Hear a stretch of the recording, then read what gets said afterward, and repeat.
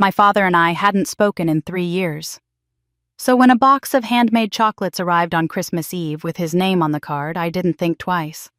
I drove straight to my sister's house and handed them to her kids. The next morning, my phone rang. "Kelly." His voice was strange, tight. "Did you enjoy the chocolates?" I laughed. "Oh, I gave them to Marissa and the kids. They love sweets." Silence. Then my father made a sound I'd never heard before, something between a gasp and a scream. "You did what?" His breathing turned ragged, desperate. "Kelly, listen to me very carefully. Do not let anyone open that box. Do not let anyone eat what's inside. Do you understand me? Do you understand?" Before I could answer, my sister called on the other line.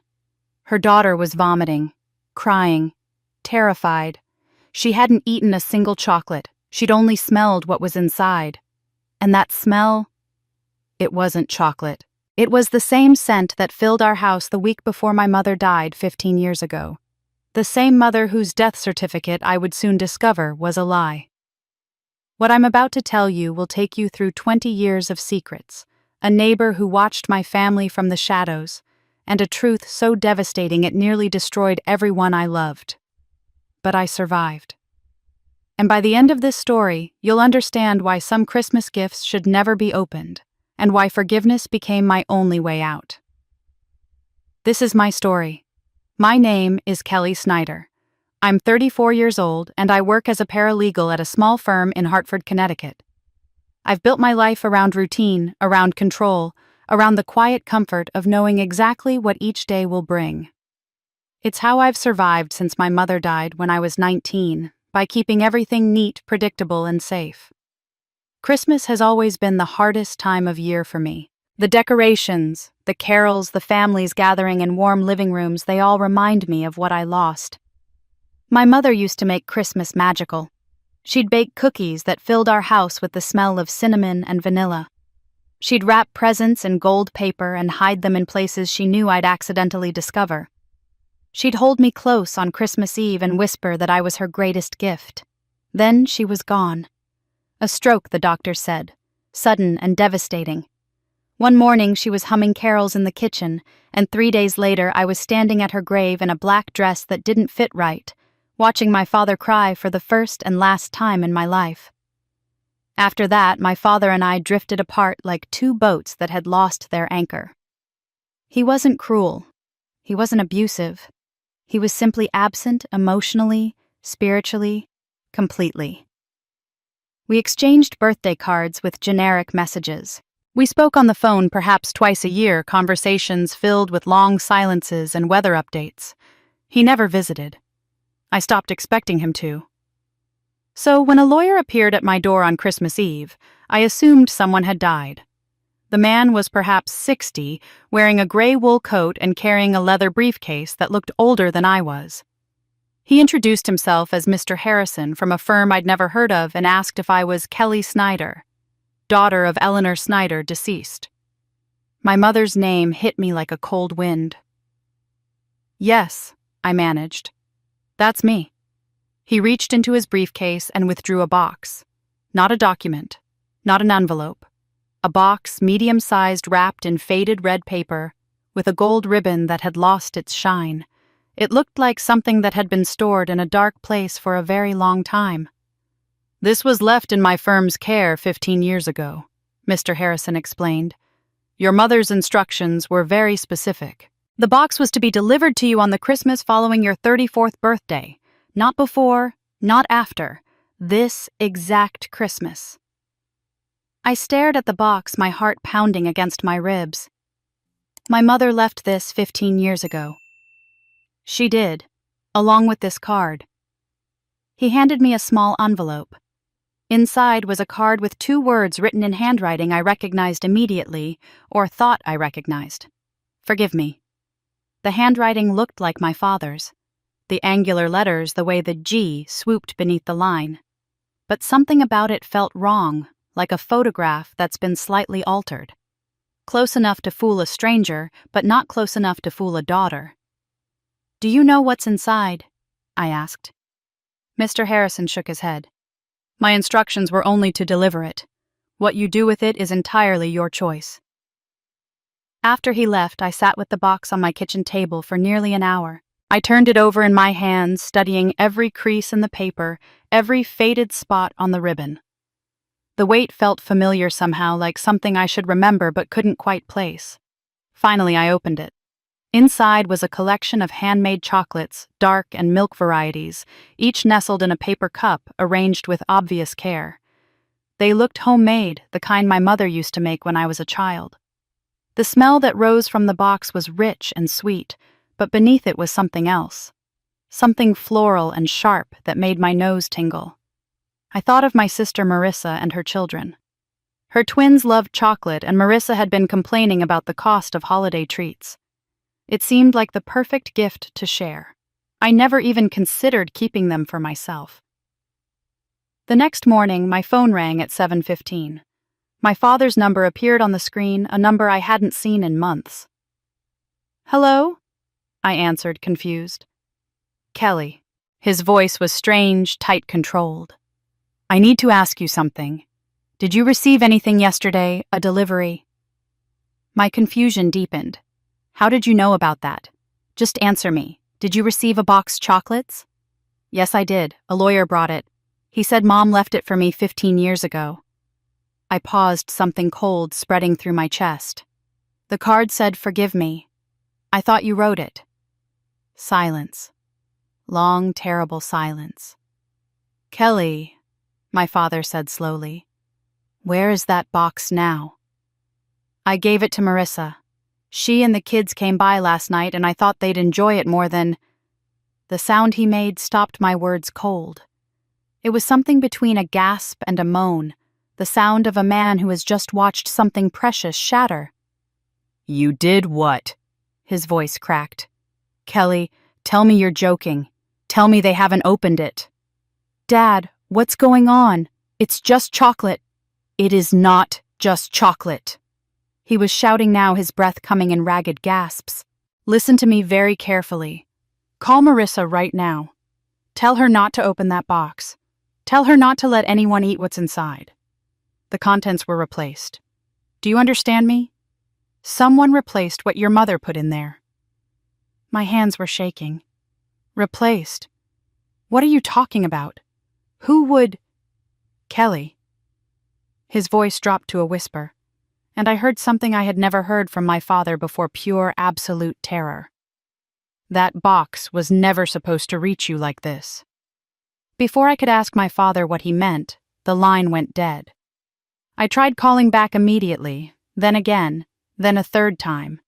Each call went straight to voicemail, his recorded voice asking me to leave a message, in a tone so calm it felt like mockery compared to the terror I'd just heard. My hands wouldn't stop shaking as I stared at my phone. What did he mean the contents were replaced? Replaced by whom? And how did he even know about the box if it had been sitting in a lawyer's office for 15 years? The questions spiraled through my mind, each one spawning 3 more until my phone rang again and I nearly dropped it. Marissa. "Kelly." Her voice was high-pitched, breathless. "Something's wrong with Sophie." My blood turned to ice. Sophie was Marissa's 7-year-old daughter, the older of her twins. Sweet, curious Sophie who loved chocolate more than any child I'd ever known. What happened? Is she okay? Did she eat the chocolates? No, that's the strange thing. She didn't eat anything. Marissa was speaking quickly, the words tumbling over each other. She just opened the box to look inside. She leaned in to smell them, and then she started crying. She said the smell made her head hurt. She got so nauseous she threw up twice. "Kelly, she's terrified. She keeps saying the smell is following her." I pressed my free hand against my forehead, trying to think clearly through the panic clouding my brain. "Where's the box now?" "I closed it and put it in the garage. I didn't know what else to do." "But Kelly, there's something else." Marissa paused, and I heard her take a shaky breath. "The lawyer didn't deliver that box to your apartment. He gave it to Ruth first." The name landed strangely in my ears. Ruth Our neighbor, Ruth. Aunt Ruth, yes. She called me yesterday afternoon to say a package had arrived for you, but since you weren't home, she offered to bring it over herself. She's the one who actually handed me the box when I came to pick up the kids last night. I tried to process this information. Ruth Henderson had lived next door to our childhood home for as long as I could remember. She was a kind, quiet woman in her late 70s who had helped my mother with housework after her diagnosis and continued to check on my father after she died.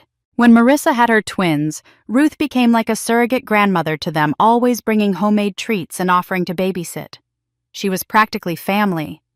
But why had the lawyer given the box to Ruth instead of delivering it directly to me? Did Ruth say anything about it? I asked. Anything about what was inside? No, she just said it was a Christmas delivery and that she wanted to make sure it reached you safely. She seemed perfectly normal. Marissa's voice dropped. But Kelly, now that I think about it, Ruth has been asking about you a lot lately, wanting to know when you'd visit, what you've been doing, whether you'd heard from Dad. I thought she was just being sweet, but now it feels different. After we hung up, I sat in silence, my mind racing backward through memories I hadn't touched in years. I thought about the card that came with the chocolates, that simple phrase in familiar handwriting. Forgive me. I retrieved the card from where I'd left it on my counter and studied it more carefully. The more I looked, the more wrong it seemed. My father's handwriting had always been sharp and angular, almost aggressive in its precision. This was softer, more deliberate, as if someone had practiced copying his style but couldn't quite capture its impatience. And the message itself felt foreign. My father had never been a man who asked for forgiveness. He simply moved forward, leaving apologies buried in the past where he believed they belonged. What if he hadn't written it at all? The thought opened a door I wasn't sure I wanted to walk through. If my father didn't write the card, then someone else had. Someone who knew his handwriting well enough to imitate it. Someone who had access to a box that had supposedly been locked away for 15 years. A memory surfaced unbidden, rising from the depths of my childhood like a bubble breaking the surface of dark water. My mother, in her final weeks, complaining about a strange smell in our house. She said it gave her headaches, made her thoughts feel cloudy and confused. My father had dismissed it as her medication, causing sensitivity, but she'd insisted something was wrong. She said the smell seemed to follow her from room to room, growing stronger each day. I'd forgotten about that until this moment.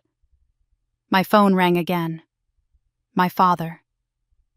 Kelly, listen to me carefully.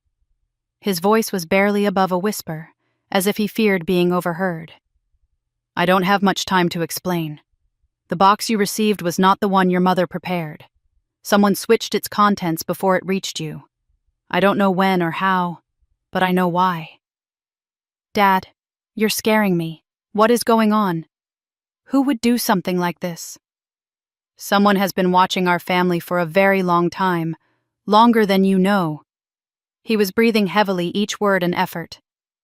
Everything started with that scent. Your mother knew. She tried to warn me, but I didn't listen. I didn't believe her until it was too late. What scent? What are you talking about? Don't tell Marissa anything. Don't tell anyone. And whatever you do, stay away from. The line went dead again. I tried calling back frantically, but this time the phone didn't even ring. It went straight to an automated message saying the number was no longer in service. My hands were trembling so badly, I could barely hold the phone when Marissa called again. Kelly? Her voice was shaking now, different from before. Quieter. More afraid. I went to check on the box in the garage. I opened it again because Sophie kept crying about the smell, and I wanted to see if maybe something had spoiled. And the smell isn't chocolate Kelly, it's something else entirely. Something floral and sharp and wrong. She paused, and when she spoke again, her words chilled me to the bone. Ruth stopped by a few minutes ago. She asked about the box, whether we'd opened it yet. When I mentioned the strange smell, she just smiled. She said it was her special aromatherapy blend. She said she added it herself to make the chocolate smell nicer. I was in my car before Marissa finished speaking. The phone pressed between my shoulder and ear as I fumbled with my keys. Ruth had added something to the chocolates. Ruth, the kind elderly neighbor who had been part of our lives for decades, had tampered with a package meant for me. The revelation felt impossible and yet terrifyingly real at the same time. The drive to Marissa's house normally took 20 minutes. I made it in 12, running 2 yellow lights and barely stopping at a third. When I pulled into her driveway, my sister was waiting at the door with Sophie wrapped in a blanket beside her. The little girl's face was pale, her eyes red from crying. "She's feeling better now," Marissa said quickly, seeing my expression. "The nausea passed about an hour ago, but she still says she can smell it on her clothes, even though I changed her twice." I knelt down to Sophie's level and brushed the hair from her face. "Hey, sweetheart, can you tell me what the smell was like? What did it remind you of?" Sophie's lower lip trembled. "It smelled like Grandma Ruth's house, like the oils she puts in her diffuser, but stronger, much, much stronger." She buried her face in her mother's leg. "I don't like it, Aunt Kelly. It made my head feel wrong." Marissa led me to the garage where she'd stored the chocolate box on a metal shelf away from everything else. The moment I stepped inside, I understood what Sophie meant. The air carried a faint but distinct floral sharpness, something that didn't belong anywhere near chocolate. It was sweet in a way that felt aggressive, like perfume sprayed too close to your face. I approached the box, carefully pulling my sleeve over my hand before touching it. The red wrapping paper was faded and fragile, the gold ribbon dulled with age. But when I lifted the lid and examined the chocolates more closely, I noticed they looked almost too perfect, too uniform. Nothing like the slightly lopsided confections my mother used to make. These weren't my mother's chocolates. Someone had replaced them just as my father warned. I lifted the tray of chocolates out of the box and set it aside. Beneath it was a layer of decorative paper lining white with tiny gold stars that had yellowed over the years. I almost missed it at first, but as I ran my fingers along the edges, I felt something underneath. A slight bulge, a thickness that shouldn't have been there. My heart pounded as I carefully peeled back the paper lining. Hidden beneath was a plain manila envelope sealed with tape that had dried and cracked with age. Unlike the chocolates, this felt authentic. This felt like something my mother would have done, hiding important things in places no one would think to look. I opened the envelope with trembling hands.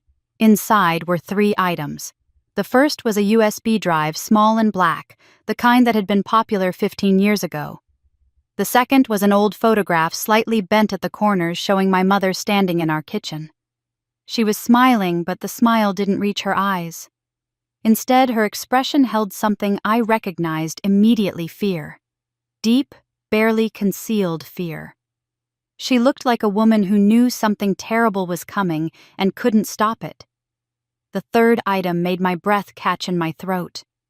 It was my mother's wedding ring. I would have recognized it anywhere. Simple gold band, slightly worn on one side from years of wear. My mother never took this ring off, not once in my entire childhood. She was buried wearing it, or so I had always believed. Yet here it was in my hands, cold and impossibly real. I turned the ring over, examining it the way I used to as a child when I sat on her lap and played with her jewelry. The inside of the band had always borne an inscription, the date of my parents' wedding, followed by a small heart. But when I looked at it now, the inscription was almost completely scratched away. Deliberately, it seemed, with something sharp. Only 3 numbers remained visible, etched into the gold with careful precision: 12 to 7 to 3. A memory surfaced so vivid, it took my breath away. My mother, sitting at the kitchen table in the weeks before she died, twisting this ring around and around her finger. I'd thought it was just nervousness, a habit she'd developed as her health declined. But now I wondered if she'd been reminding herself of something, preparing something, leaving me a message I was only meant to find after she was gone. I looked at the USB drive in my other hand. Such a small thing to potentially hold such enormous secrets. Marissa had a laptop in the kitchen, and she let me use it without question, though her eyes were full of worry. When I inserted the USB, a password prompt immediately appeared on the screen.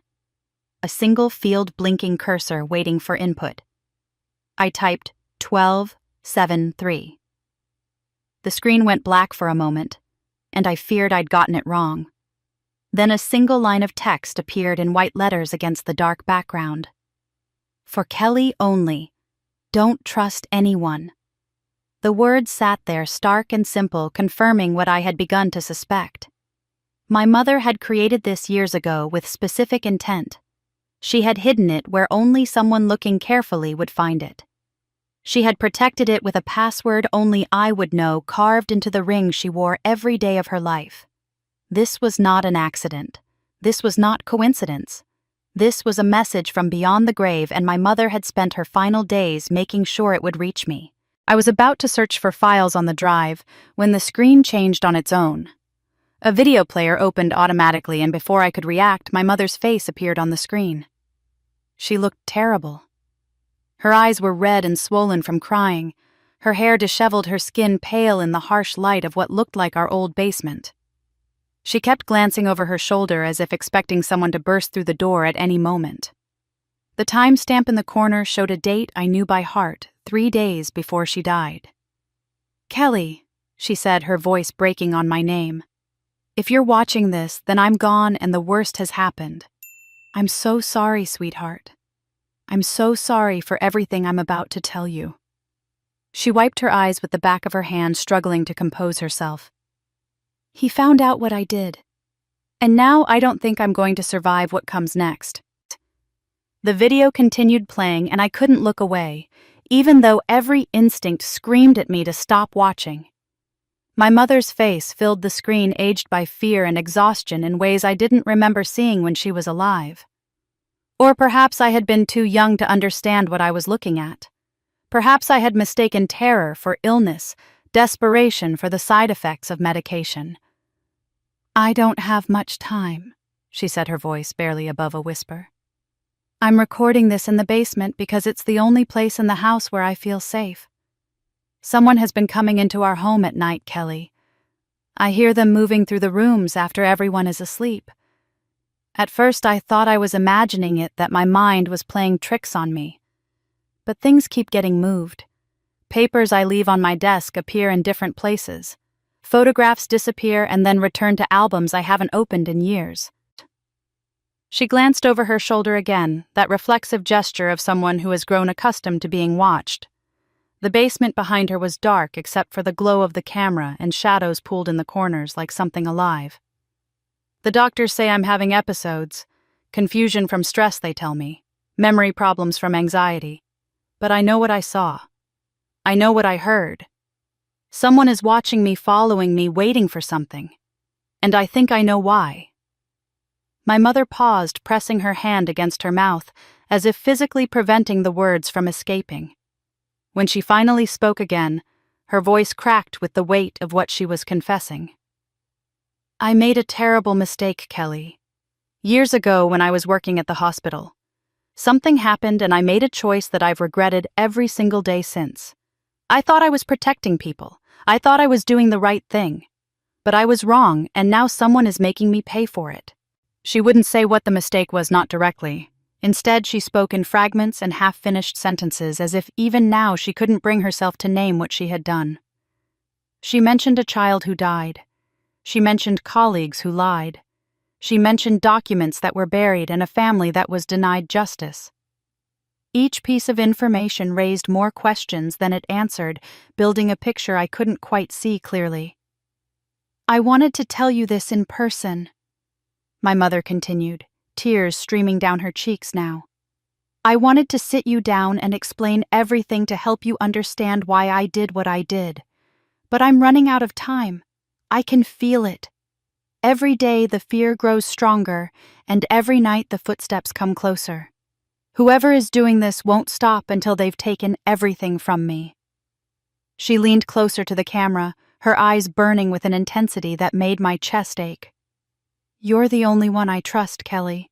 The only one I can be certain hasn't been corrupted by what happened. Your father knows some of it, but not all. He's been keeping secrets of his own, things he thinks are protecting us but are actually making everything worse. And Marissa is too close to certain people.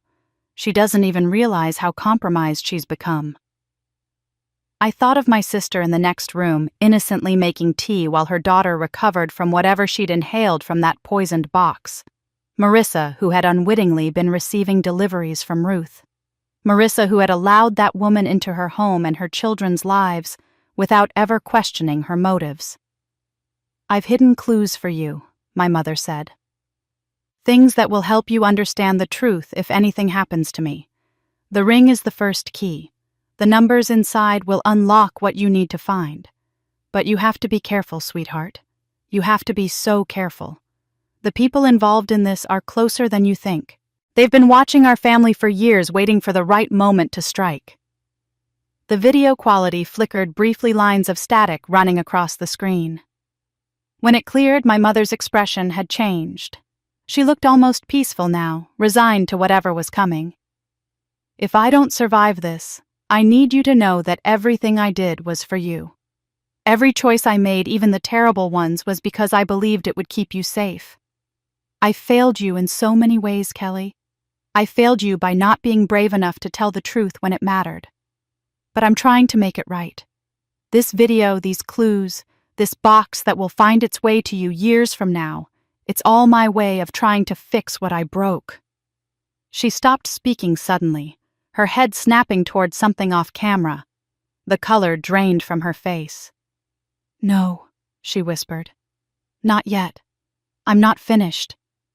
The sound that followed made every hair on my body stand on end. Someone was pounding on a door somewhere above her, the impact so violent I could hear the frame shaking even through the old recording. A man's voice echoed through the house, muffled but unmistakable, calling my mother's name with an urgency that bordered on rage. "Eleanor, I know you're down there. Open this door right now." I didn't recognize the voice immediately.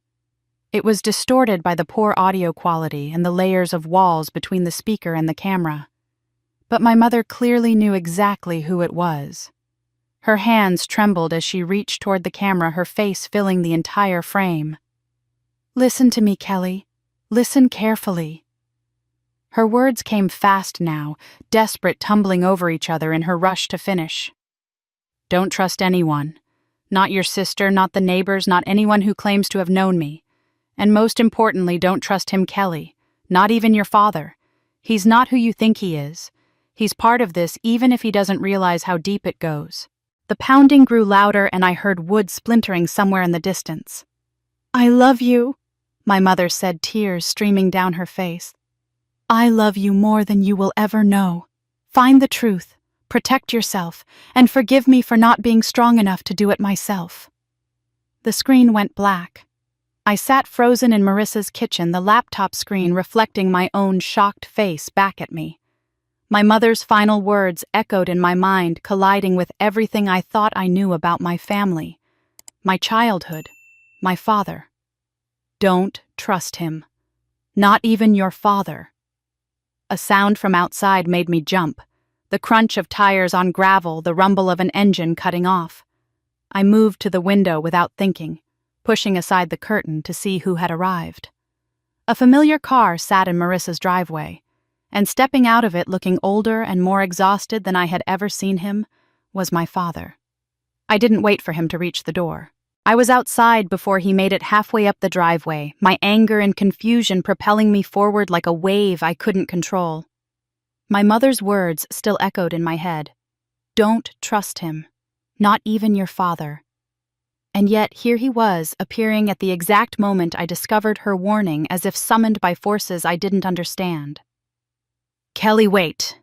He held up his hands as I approached, and I noticed immediately how terrible he looked. His skin had a grayish pallor, his eyes were sunken and rimmed with dark circles, and his clothes hung on his frame as if he'd lost weight rapidly. He moved stiffly, favoring his left side, and kept glancing past me toward the street, as though expecting someone to appear at any moment. "How did you know I was here?" I demanded. "I called Marissa when I couldn't reach you. She told me you'd come to check on the box." He tried to step past me toward the house, but I blocked his path. "Kelly, please, we need to go inside. It's not safe to talk out here." "Not safe? You've been lying to me my entire life, and now you're worried about safety." His expression crumpled, and for a moment he looked so broken that my anger wavered. But then I remembered my mother's terrified face on that video, her desperate warning about the man standing before me, and my resolve hardened again. "I watched the USB," I said flatly. "I saw Mom's video." The color that remained in his face drained away completely. He staggered slightly, reaching out to steady himself against Marissa's car. "No, Kelly, no. You weren't supposed to watch that yet. You weren't supposed to find any of this yet." "Why not?" "Because it's evidence that too many people want me silenced over—" I threw his own words from our phone call back at him. "What exactly is on there that's so dangerous? What did Mom know that got her killed?" "She wasn't killed," my father said automatically. But the words sounded hollow even as he spoke them. He closed his eyes briefly, and when he opened them again they were wet with tears. "At least, not in a way anyone could prove. I've been trying for 15 years, Kelly. 15 years of searching and investigating and hitting dead ends. I couldn't find enough proof to take to anyone." "Proof of what? Who were you investigating?"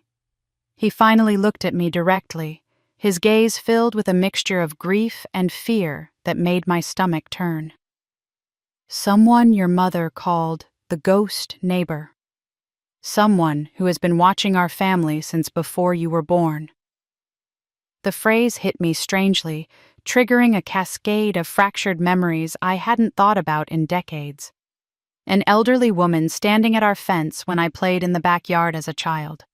A shadow at the window of the house next door, always present, always watching. Cookies that appeared on our doorstep with no note attached. A soft voice asking me questions about my mother, about what we did together, about whether I felt safe at home. "Ruth," I breathed. My father nodded slowly. "Ruth Henderson. She's been our neighbor for over 40 years. She was there when your mother and I first moved into that house. She was there when you were born. She was there through everything, always present, always helpful, always watching." He paused, swallowing hard. "She's the one your mother was afraid of. She's the one who's been orchestrating all of this." "But why? What could Ruth possibly want from our family?" My father opened his mouth to respond, but something stopped him. He looked toward the street again, his body tensing, then grabbed my arm and pulled me toward the house. "Inside, now. I'll explain everything, but not out here." In Marissa's kitchen, he sat heavily at the table and refused my sister's offer of coffee. His hands trembled as he folded them in front of him, and I noticed his breathing was labored, each inhale seeming to cost him effort. "When you were 4 years old," he began, his voice low and strained, "Ruth came to your mother with a proposition. A trade, she called it. Your mother had done something at the hospital where she worked, something that affected Ruth's family deeply. Ruth wanted revenge, but your mother convinced her to accept a different kind of payment." "What kind of payment?" "Your mother took responsibility for something she hadn't entirely caused. She shouldered blame that belonged to others. In exchange, Ruth agreed to leave you alone." He met my eyes, and I saw the depth of his anguish. "You were the original target, Kelly, not your mother. You. Ruth wanted to take from your mother what had been taken from her, but your mother traded her own fate to protect you. She made herself the sacrifice instead." The room seemed to spin around me. I gripped the edge of the counter to steady myself. "That's insane. That can't be true. Your mother wasn't entirely innocent in what happened." My father continued painfully. "She made choices that gave Ruth legitimate grievances. Not enough to justify what Ruth has done, but enough to understand why she did it. The truth about your mother is complicated, Kelly. If you keep digging, you're going to find things that will shatter everything you believed about her." "Is that supposed to make me stop? After everything I've learned tonight, you think I'm going to just walk away?" "I think you should, yes, for your own safety, for Marissa and her children." He stood abruptly, swaying on his feet, his face suddenly ashen. "I've spent 15 years trying to protect you from this. 15 years of watching and waiting and gathering evidence that was never quite enough. But Ruth is patient.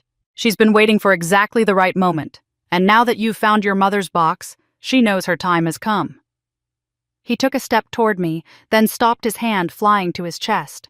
His eyes widened with shock, and a terrible gurgling sound escaped his throat. "Dad!"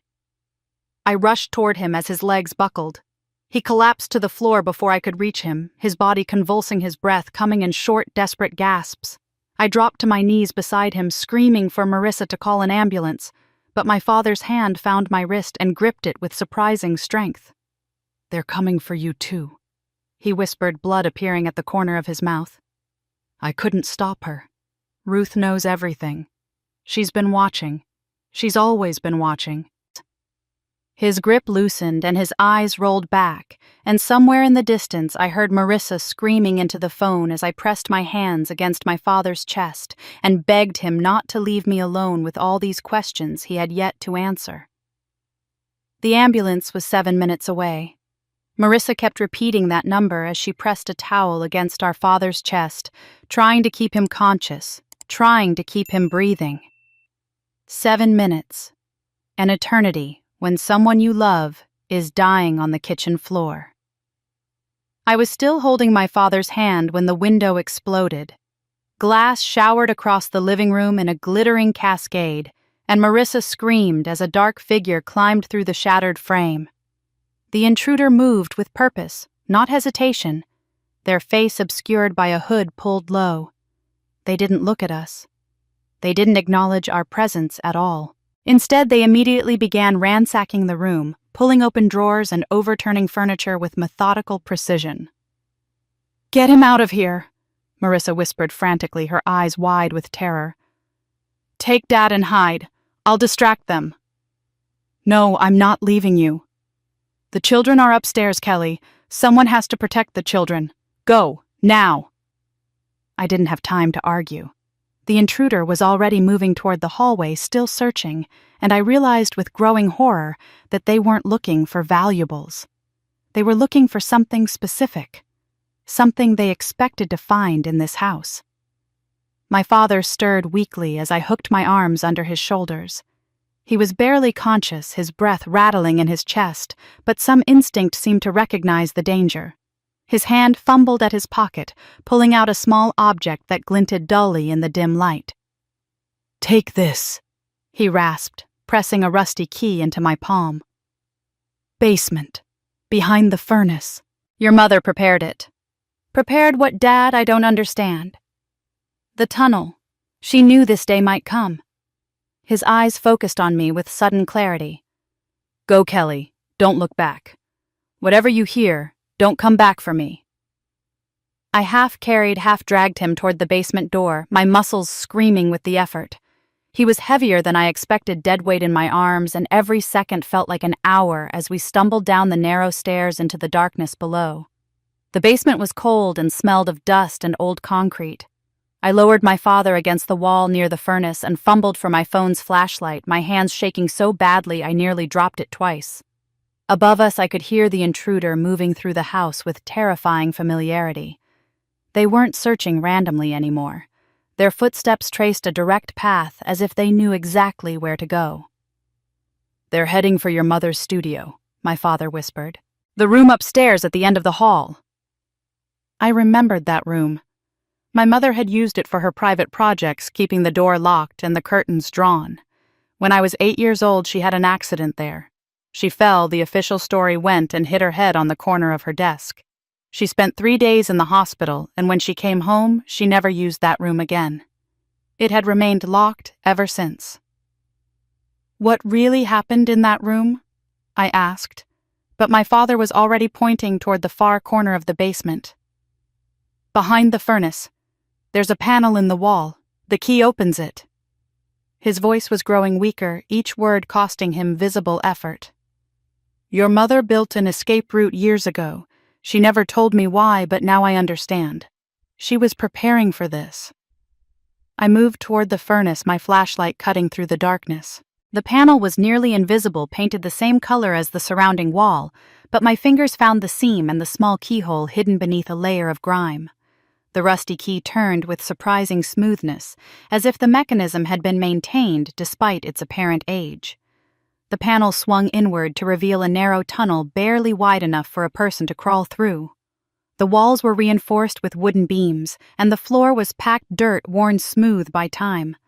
Cold air flowed from somewhere deep inside, carrying the scent of earth and something else I couldn't identify. "Go," my father urged from behind me. "Follow it to the end.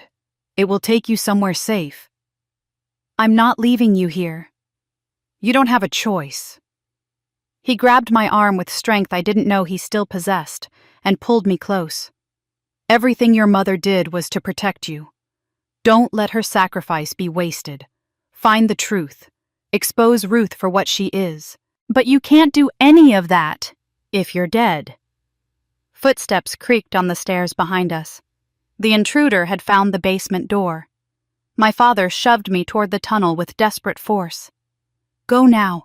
I'll hold them off as long as I can. Dad, please." "I failed your mother. I won't fail you too." He pressed something else into my hand, and I realized with a jolt that it was the USB drive I had left upstairs. He must have grabbed it during the chaos. "This is everything, Kelly. Everything your mother wanted you to know. Guard it with your life." The shadow of the intruder appeared at the top of the basement stairs, backlit by the dim glow from the hallway above. I couldn't see their face, couldn't identify anything about them, but their posture radiated cold intent. My father stepped between me and the stairs, blocking the intruder's path. "Run, Kelly. Run, and don't look back." I crawled into the tunnel as the intruder descended the stairs. The panel door slammed shut behind me, plunging me into absolute darkness, except for the thin beam of my phone's flashlight. Behind me I heard muffled sounds of struggle, my father's labored voice raised in defiance, and then a heavy thud that made my heart stop. I wanted to go back. Every fiber of my being screamed at me to turn around and help him, but I heard his words echoing in my mind, and I forced myself forward, crawling through the narrow passage as fast as my body would allow. The tunnel seemed to stretch forever, twisting and turning through the earth like the burrow of some enormous animal. I lost track of time, lost track of direction, focused only on the rhythm of my hands and knees against the packed dirt floor. My phone battery was dropping rapidly, and I knew I needed to conserve whatever light I had left. Finally, after what felt like hours but was probably only minutes, the tunnel widened and ended at a rusted metal ladder leading upward. I climbed blindly, pushing against a heavy trap door at the top until it creaked open and spilled me into the night air behind a row of hedges I didn't recognize. I lay there gasping, trying to orient myself when my phone buzzed with an incoming message from an unknown number. The words on the screen turned my blood to ice. "Stop running. You took something that belongs to me." I called 911 from behind those unfamiliar hedges, my voice breaking, as I gave them Marissa's address and begged them to hurry. Then I ran back toward the house through streets I slowly recognized, taking a circuitous route that added precious minutes but kept me away from the main roads where anyone might be watching. By the time I arrived, 2 ambulances and a police car were already parked in the driveway, their lights painting the neighborhood in alternating waves of red and blue. They wouldn't let me ride with my father. The paramedics said his condition was too critical, that they needed space to work, that I should follow in my own vehicle and meet them at Hartford General. I watched the ambulance disappear around the corner with sirens wailing, and something inside me fractured in a way I knew would never fully heal. Marissa's children were safe. A neighbor had taken them in during the chaos, and my sister had already arranged for them to stay overnight. She refused to look at me as we drove separately to the hospital, her knuckles white on the steering wheel of her car ahead of mine. The emergency room was a blur of fluorescent lights and antiseptic smells. We waited for hours in plastic chairs that made my back ache, surrounded by other families living through their own private nightmares. Marissa sat 3 seats away from me, close enough that we could speak, but far enough to make clear she didn't want to. When the doctor finally emerged, his expression told me everything before he said a word. "Your father is stable for now," he began, and I sagged with relief before his next words cut that relief short. But we've found something very concerning in his blood work. There are elevated levels of several compounds that suggest long-term exposure to a slow-acting toxin. The damage to his organs is consistent with systematic poisoning over a period of many years. I heard the words, but my brain refused to process them. Poisoning. That's not possible. He's been healthy his whole life. He never even gets colds. The doctor shook his head grimly. The substances we've identified are designed to accumulate gradually without causing obvious symptoms until they reach critical levels. Whoever did this knew exactly what they were doing. They wanted the damage to appear natural, like ordinary aging or chronic disease. Marissa finally spoke, her voice hard. What kind of substances? We're still running tests, but the preliminary results are troubling. The doctor paused, consulting his clipboard. I pulled your mother's medical records for comparison, given your father's request. The compounds in his system are nearly identical to what we found in her tissues during the autopsy. The room tilted around me. The autopsy, Mom died of a stroke. There wasn't supposed to be anything unusual. According to these records, the autopsy did find anomalies, but they were attributed to her existing health conditions. The doctor looked uncomfortable now, aware he was delivering information that contradicted everything we'd been told. In light of your father's results, those findings take on new significance. It's possible your mother's stroke was triggered by the same systematic poisoning your father has been experiencing. Marissa turned to me, and the look in her eyes was one of barely contained fury. You. This is because of you. Marissa, that doesn't make any sense. Dad was fine until you showed up with that box and those questions and that USB drive with Mom's crazy video. Her voice rose, drawing glances from other families in the waiting room. He collapsed right after talking to you. Someone broke into my house looking for something you brought there. My daughter got sick from chocolates meant for you. Everything that's happening is connected to you, Kelly. I didn't cause any of this. I'm trying to understand it, same as you. No, you're making it worse. Marissa stood abruptly, her chair scraping against the linoleum. You should have left the past alone. Mom is dead. Whatever secrets she had should have stayed buried with her. But you couldn't do that, could you? You had to dig and dig until you unearthed something that's going to destroy what's left of our family. She walked away before I could respond, disappearing through the double doors that led to the parking lot. I wanted to chase after her to make her understand that I was just as much a victim as anyone else. But I knew my words would fall on deaf ears. Fear makes people irrational, and Marissa was terrified in ways she didn't know how to express.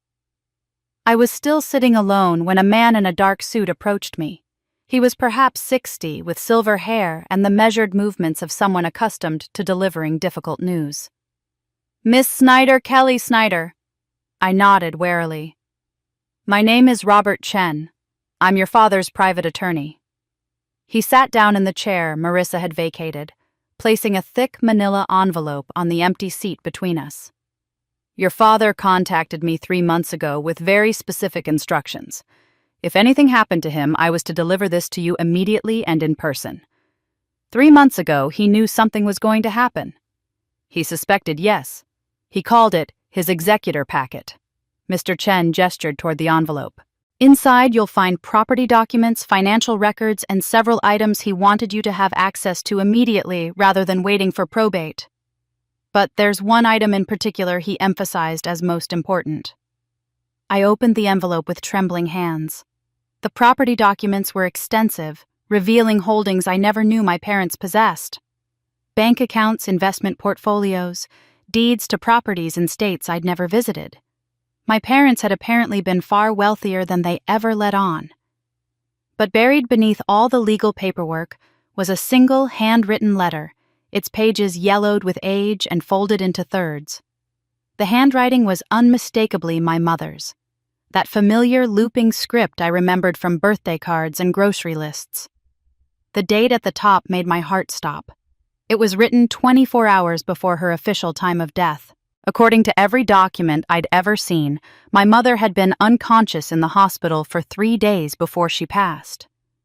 She couldn't have written anything coherent during that time, let alone a letter this lengthy and detailed, which meant either the letter was forged or the timeline of her death was a lie. I began reading with hands that wouldn't stop shaking. "My dearest Kelly," the letter began. "If you're reading this, then the worst has happened, and I wasn't strong enough to fight them off. I need you to know the truth about how I died because what the doctors will tell you is a carefully constructed fiction. I am not dying of natural causes. I am being murdered slowly, deliberately by someone who has been part of our lives for longer than you've been alive. And the woman next door watched me die." I read my mother's letter 3 times before the words stopped blurring together. Each reading revealed new details I had missed before, new accusations that seemed impossible, yet explained so much of what I had experienced over the past 2 days. My mother had known she was dying. She had known who was responsible. And she had spent her final conscious hours documenting everything she could in the desperate hope that someday her daughter would find the truth. Mr. Chen sat patiently beside me as I processed the letter's contents. When I finally looked up, my eyes burning with unshed tears, he handed me a folder from his briefcase. "Your father asked me to compile these documents several months ago," he explained. "He wanted you to see the full picture of your family's legal and financial history. I should warn you, Miss Snyder, what you're about to see is deeply troubling." The folder contained dozens of pages, some originals and some copies spanning nearly 2 decades of legal transactions. I started at the beginning, working my way through birth certificates and marriage licenses and property deeds, until I reached a section that made me stop cold. Guardianship papers. My guardianship papers. According to these documents, when I was 4 years old, my mother had legally transferred full guardianship of me to my father. The paperwork was extensive and formal, drafted by a law firm I didn't recognize, and it removed my mother from all legal decisions regarding my welfare. Reading it felt like discovering I had been given away as a child without my knowledge. But attached to these papers was a second set of documents dated just 2 days later. A complete revocation. My mother had reclaimed full guardianship with the same abrupt formality she had surrendered it, leaving no explanation for either action. "Why would she do this?" I asked Mr. Chen. "Why transfer guardianship and then take it back almost immediately?" "Your father wondered the same thing. He only discovered these documents recently, hidden among your mother's personal effects, that he couldn't bring himself to go through until a few months ago." The lawyer's expression was carefully neutral, but I sensed he had his own theories. His interpretation was that your mother feared someone was trying to gain legal access to you. By temporarily removing herself from guardianship, she may have been attempting to disrupt whatever process was underway. Legal access to a 4-year-old who would want that. Someone who couldn't reach you through your mother, Mr. Chen said quietly. Someone who needed your mother out of the way, legally speaking, before they could get close to you. I thought of Ruth standing at our fence watching me play. Ruth bringing cookies to our door and asking me questions when my mother wasn't around. Ruth becoming like a grandmother to Marissa's children, inserting herself into the next generation of our family with the same patient persistence. The financial documents were even more disturbing. Properties I never knew my parents owned had been transferred between their names repeatedly over the years, sometimes with proper signatures and sometimes with markings that looked subtly wrong. Bank accounts had been opened and closed, investments had been bought and sold, and money had moved through channels that seemed designed to obscure rather than clarify. "Look at this," Mr. Chen said, pointing to a deed transfer dated during my mother's final hospitalization. "This property was signed over from your mother to your father 3 days before she died. According to hospital records, she was unconscious and on life support during this entire period." "That's impossible. She couldn't have signed anything." "Exactly." The lawyer's voice was grim. "Someone forged her signature on at least a dozen documents during the period when she was hospitalized. Your father suspected your mother's own brother Tom because he had access to her personal papers and power of attorney. But he could never prove it conclusively." Uncle Tom. I hadn't thought about him in years. He had disappeared shortly after my mother's funeral, cutting off all contact with our family and moving somewhere no one could trace.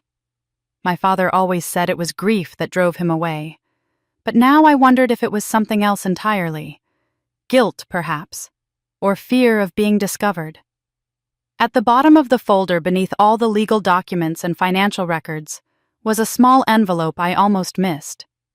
Inside was a single key, old and slightly tarnished, attached to a tag with a handwritten address. The address was in a town called Millbrook, about 3 hours north of Hartford, and the name of the bank was one I'd never heard of. But I had heard of Millbrook. I had been there as a child. The memory came rushing back with startling clarity. A summer visit when I was perhaps 5 or 6 years old, driving with my mother through winding country roads to visit someone she called an old friend. We stayed in a small house near a lake, and there was an elderly woman who gave me lemonade and told me stories about princesses who escaped from towers. I remembered calling her Grandma Ruth because she asked me to, because she said it would make her happy to pretend she had a granddaughter of her own. My mother had taken me to visit Ruth. Voluntarily. Deliberately. Years before Ruth became our neighbor in Hartford. I looked at the key more closely, and my breath caught in my throat. Etched into the metal barely visible beneath the tarnish was a symbol I recognized. The same angular marking that had been scratched into my mother's wedding ring surrounding those 3 numbers I had used to unlock the USB drive. This key was connected to my mother's hidden messages. Ruth was connected to my mother's hidden messages. Everything I thought I understood about our family history was wrong. "Mr. Chen," I said slowly, "how long has Ruth Henderson known my family?" The lawyer shuffled through his papers, pulling out a document I hadn't noticed before. "According to your father's research, Ruth Henderson purchased the property next to your childhood home 32 years ago. You would have been 2 years old." He paused, his brow furrowing. "But there are earlier records as well. She appears in your mother's hospital employment files as a patient visitor volunteer starting about 5 years before that." "Before I was born." "Yes. Before you were born, before your parents were married, before your mother even knew your father." Mr. Chen met my eyes with an expression of deep concern. "Ruth Henderson has been connected to your family for nearly 4 decades, Miss Snyder. Long before she became your neighbor. Long before anyone realized she was watching." I stared at the key in my hand, the key that would unlock a safety deposit box in a town where Ruth once lived, where my mother once brought me to visit, where secrets had apparently been hidden for decades. Ruth wasn't just a kind neighbor who had inserted herself into our lives. She had been part of our story from the very beginning, before I existed, before my mother married my father. She had been planning and positioning and waiting for something that only now was finally coming to fruition. And I was only just beginning to understand how deep her roots in my family truly went. The drive to Millbrook took just over 3 hours through winding mountain roads that grew increasingly desolate as I left the familiar highways behind. I had left the hospital before dawn, unable to sleep, and unwilling to wait any longer for answers that might be sitting in a safety deposit box in a town I barely remembered. My father was stable but unconscious, and the doctor said there was nothing I could do by staying at his bedside except exhaust myself. Millbrook was smaller than I remembered, a cluster of aging storefronts and residential streets that seemed frozen in a previous decade. The bank was a modest brick building on the corner of Main Street, its windows dark until an elderly clerk arrived at precisely 9 o'clock to unlock the front door. She looked at me with curiosity when I presented the key and my identification, but she asked no questions as she led me to the vault. The safety deposit box was larger than I expected, a long metal container that required both my key and the bank's key to open. When the clerk left me alone in the private viewing room, I sat for a long moment with my hands resting on the lid, suddenly afraid of what I might find inside. There was no money, no jewelry, no obvious valuables of any kind. Instead, the box contained 3 items arranged with obvious care. A leather-bound diary, its pages yellowed with age. A medical report in a sealed manila envelope marked, "Original, do not copy." and a death certificate that I recognized immediately as belonging to my mother, except that every detail was wrong. The official death certificate I had seen at her funeral listed her time of death as 3:47 p.m. on a Tuesday in March. This document, bearing what appeared to be original signatures and official seals, recorded her death as occurring nearly 18 hours later in the early morning hours of the following day. The cause of death was also different. Instead of cerebrovascular accident, the clinical term for stroke, this certificate listed respiratory failure secondary to toxic exposure. Someone had created a false death certificate and substituted it for the real one. Someone had changed not only when my mother died, but how she died, transforming a poisoning into a natural medical event. I opened the diary with hands that trembled so badly I could barely turn the pages.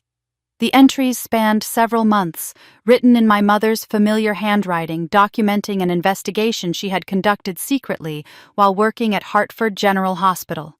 She wrote about a child who had died under suspicious circumstances, a little girl whose symptoms had been misdiagnosed, and whose treatment had been tragically delayed. The child's name was Emily Henderson, Ruth's daughter. According to my mother's notes, Emily had been admitted with what appeared to be a common infection. But her condition deteriorated rapidly, and by the time the doctors realized something was seriously wrong, it was too late. She died in the pediatric intensive care unit at the age of 7, the same age as Marissa's daughter, Sophie. My mother had been a nurse on that unit. She had cared for Emily during her final days, and she had noticed things that bothered her: inconsistencies in the treatment protocol and documentation that suggested the attending physician had made serious errors that were later covered up by the hospital administration. "I should have spoken out," my mother wrote in one anguished entry. "I should have told someone what I suspected, but I was afraid of losing my job, afraid of being blacklisted, afraid of the powerful people who wanted this buried. So I stayed silent, and a mother lost her daughter, and I have never forgiven myself for my cowardice." The diary made clear that Ruth knew of my mother's silence. Whether Ruth blamed her for the cover-up or simply for failing to prevent it, the result was the same. In Ruth's eyes, my mother was responsible for Emily's death, and Ruth had spent the decades since then positioning herself to exact revenge. The medical report in the sealed envelope was dated just days before my mother's death.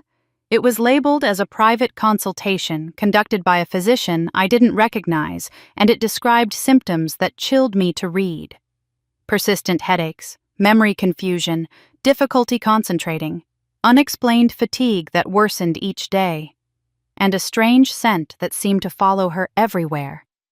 "Patient reports a floral, slightly sweet odor that others cannot detect," the physician had written. She describes it as clinging to her clothes and filling every room she enters. Patient believes the scent is connected to her symptoms but cannot identify the source. Recommend environmental assessment and toxicology screening. The toxicology screening was attached. It showed elevated levels of several compounds I didn't recognize, substances the physician had flagged as potentially dangerous with prolonged exposure. A handwritten note in the margin read, "Findings consistent with chronic inhalation poisoning. Recommend immediate removal from exposure source. Patient declined hospitalization." My mother had known she was being poisoned. She had sought help, had obtained evidence, had documented everything in this diary. But she hadn't run. She hadn't exposed Ruth or gone to the police or done any of the things that might have saved her life. Instead, she had hidden these documents in a safety deposit box and prepared clues for her daughter to find 15 years later. She had chosen to protect me rather than save herself, accepting her fate in exchange for my safety. The scent from the medical report was the same scent that had filled the chocolate box, the same scent that had made Sophie sick, the same scent that Ruth had admitted adding to those chocolates with her own hands. Ruth had been poisoning my mother for months before she died, and now, decades later, she was starting the process again with me. I was so absorbed in the documents that I almost didn't hear my phone ringing. The number was blocked, showing only a string of zeros on the screen. I answered without thinking, still staring at the death certificate that proved everything I knew about my mother's death was a carefully constructed lie. "Hello." The voice on the other end was electronically distorted, rendered genderless and mechanical by some kind of voice-altering software. But the words came through with perfect clarity. "You're walking the same path your mother did, Kelly. You're finding the same clues, asking the same questions, making the same mistakes." A pause and then a sound that might have been laughter. "And you know how that ended for her?" The call disconnected before I could respond, leaving me alone in the small viewing room with documents that had shattered everything I thought I knew about my family. I sat motionless for several minutes, the anonymous voice echoing in my mind before forcing myself to focus on what remained in the safety deposit box. Beneath the diary and medical reports, I found a thick folder of legal documents that I had initially overlooked. Property transfers, bank statements, power of attorney forms, all bearing signatures that required closer examination.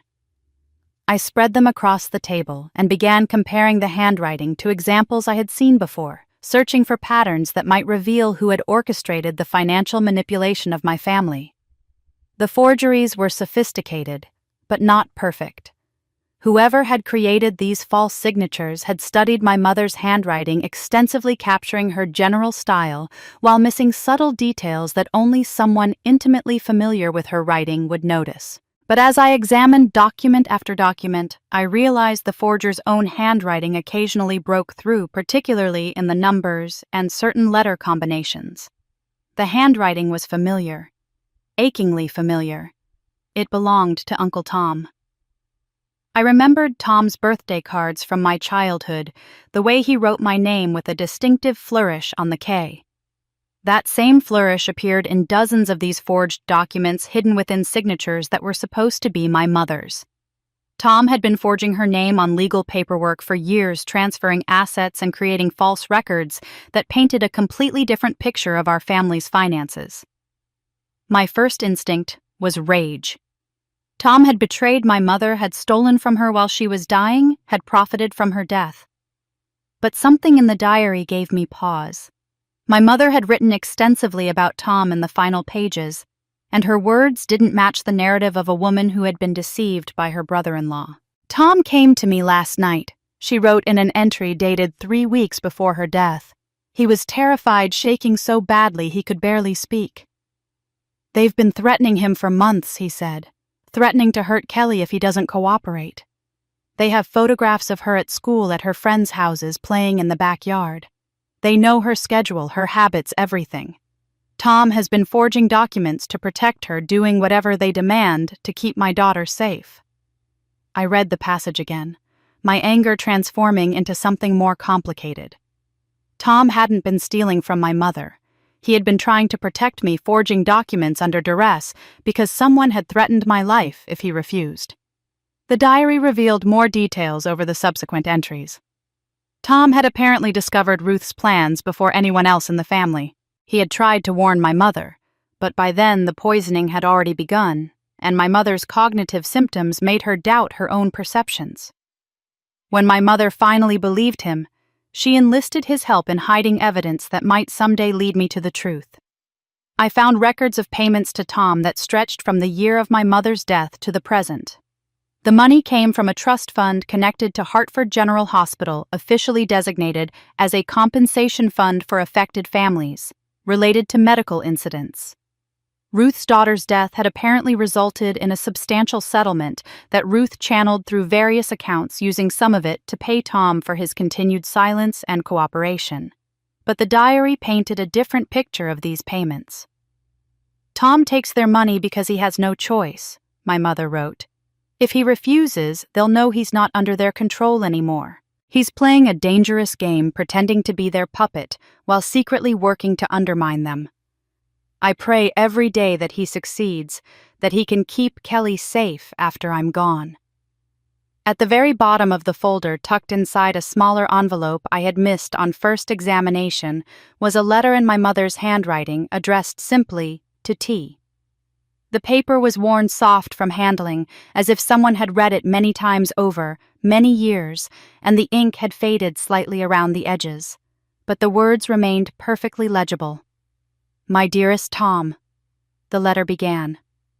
"If you're reading this, then I've asked you to do something terrible. I've asked you to hide the truth from everyone, including my own daughter, until the time is right. I've asked you to sacrifice your reputation, your relationship with your brother, perhaps even your freedom, all to protect a child who may never understand what you did for her. I had to stop reading for a moment, overwhelmed by the weight of what I was discovering. My mother had orchestrated an elaborate deception involving multiple people over many years, all designed to protect me from a threat I never knew existed. I know you loved me, the letter continued. I knew it from the day we met, long before I married your brother. But I also know you love Kelly more than you ever loved me, because she represents everything you wished we could have had together. She is the daughter you never had, the family you always wanted, the future you sacrificed when you stepped aside so I could be happy with someone else. The letter went on to detail specific instructions for Tom to follow. Safety deposit boxes to maintain, documents to preserve, payments to accept so that Ruth's network would believe he remained under their control. Signals to watch for that would indicate when Kelly was finally ready to learn the truth. When the chocolate box arrives, she will begin asking questions, my mother wrote. That is when you must emerge from the shadows and help her understand. Not before. The timing must be perfect, or everything we've built will crumble. I set the letter down with trembling hands. Uncle Tom wasn't a villain. He wasn't even a reluctant participant in someone else's scheme. He was a guardian, a protector, someone who had loved my mother and channeled that love into keeping me safe for 15 years after her death. He had destroyed his own reputation, disappeared from his family, accepted payments that made him look complicit, all because my mother asked him to watch over me from a distance. All because he loved me more than he loved himself. My phone buzzed with an incoming email. The sender's address was a string of random numbers, clearly a temporary account, but the subject line made my heart stop. For Kelly's eyes only. I opened the email with fingers that would not stop shaking. There was no lengthy message, no explanation of who had sent it or how they had obtained my email address. Just 3 lines of text that changed everything. Meet me tonight at the old lake house in Millbrook. Come alone. I was your mother's last hope, and now I'm yours. T. The meeting with Tom wasn't scheduled until nightfall, which left me several hours to fill in a town where I knew no one and trusted nothing. I found a small cafe on a side street away from the main road, a place with faded curtains and mismatched furniture that looked like it had been there for decades. I ordered coffee I didn't intend to drink, and sat in a corner booth where I could watch the door spreading my mother's documents across the table to review once more. I was so absorbed in the pages that I didn't notice the woman approaching until she slid into the seat across from me. She was perhaps 65, with silver hair pulled back in a neat bun and the kind of tired eyes that suggested she hadn't slept well in years. She wore a simple cardigan over a floral blouse, and her hands, when she folded them on the table, bore the calluses of someone who had spent decades working with them. "You look exactly like her," the woman said quietly. "Eleanor. Your mother. The resemblance is remarkable." I tensed my hand, instinctively moving toward my phone. "Who are you?" "How do you know my mother?" "My name is Evelyn Porter. I worked with Eleanor at Hartford General for almost 10 years. She glanced around the cafe, satisfying herself that no one was paying attention to us. "I've been watching the news, Kelly. I saw the report about the break-in at your sister's house and the man who was hospitalized. When I heard your name, I knew the time had come to find you." "Find me for what?" "To give you this." Evelyn reached into her purse and withdrew a bundle of papers creased and yellowed with age. "These are pages from your mother's diary. The missing pages that complete the journal you found in the safety deposit box." My heart nearly stopped. "How did you know about the safety deposit box?" "Because I'm the one who helped Eleanor set it up years ago when she first realized someone was trying to hurt her." Evelyn pushed the pages across the table toward me. "She trusted me with these pages because she knew they contained the most dangerous information. The parts that explained exactly why Ruth Henderson was targeting your family." I took the pages with trembling hands, recognizing my mother's handwriting immediately. The entries picked up where the diary and the safety deposit box had ended, documenting her final weeks with heartbreaking detail. Your mother confided in me during those last months, Evelyn continued. She told me she believed someone was punishing her for what happened the year Ruth's daughter died. She couldn't prove it, but she felt it in her bones. Every headache, every moment of confusion, every time she lost track of hours she couldn't account for, she knew it was connected to that little girl's death. Why didn't she go to the police? Because she had no evidence. Because the hospital had buried the truth so deeply that no one would believe her. And because she was afraid. Evelyn's voice dropped. Eleanor was terrified that if she made accusations against Ruth, Ruth would redirect her anger toward you. She believed Ruth was capable of anything, and she would rather die herself than risk her daughter's life. I began reading the pages Evelyn had given me, my mother's words swimming before my eyes. She wrote about sleepless nights spent watching my bedroom window, about hiring private investigators who found nothing, about the growing certainty that she was running out of time. But the pages were incomplete. Several entries ended mid-sentence, torn roughly, as if someone had ripped away the remaining portions in haste. Half of it is missing, I said, looking up at Evelyn. Where's the rest? Evelyn's expression darkened. Ruth has it. Somehow she obtained your mother's complete diary after Eleanor died. I don't know if she stole it from the hospital, or bribed someone, or simply walked into your family home while everyone was at the funeral. But she has the pages that contain the most damaging information, the parts where Eleanor documented exactly what Ruth did and how she did it. Then Ruth has had proof of my mother's accusations this whole time, proof that could incriminate her. Proof she's been using to protect herself, Evelyn corrected. As long as Ruth controls that information, she controls the narrative. She can produce those pages whenever she wants, edited however she wants to make your mother look paranoid or delusional or vindictive. It's the perfect insurance policy. I thought about the sophisticated planning this required, the patience and foresight of someone who had been orchestrating events for decades. Ruth wasn't just a grieving mother seeking revenge. She was a mastermind who had turned her tragedy into a weapon. There's something else you need to know, Evelyn said, leaning closer. The night before your mother died, Tom came to see her at the hospital. I was working the late shift and saw him enter her room around midnight. Tom was there, the night before she died. He looked terrified, Kelly. Not angry, not aggressive, just absolutely terrified. He stayed for maybe 20 minutes, and when he left, he was crying. Evelyn shook her head slowly. I've thought about that night 1,000 times over the years. I believe Tom came to warn your mother about something. I believe he knew what was about to happen and tried to stop it. But by then, it was already too late. The poison had done too much damage. Eleanor was beyond saving. So Tom isn't the one who killed her. Tom is many things, but he's not a murderer. He's a man who got caught up in something much bigger than himself. Someone who made terrible choices trying to protect people he loved. Evelyn reached across the table and gripped my hand with surprising strength. Your mother didn't fear Tom. She didn't even fear your father, despite what she may have written in that video. She was trying to protect everyone by making you suspect everyone. The truth is much simpler and much more terrifying. I waited, sensing that Evelyn was building towards something she had been holding back throughout our entire conversation. Your mother feared Ruth, Evelyn said, her voice barely above a whisper. Only Ruth. From the moment that little girl died in the hospital, Ruth blamed Eleanor for not speaking out, for not stopping the cover-up, for not saving her daughter when she had the chance. And Ruth has been watching you your entire life, Kelly. Waiting for the perfect moment to take from Eleanor what was taken from her. Evelyn's words stayed with me as I drove back toward Hartford, the torn diary pages spread across the passenger seat, where I could glance at them at red lights.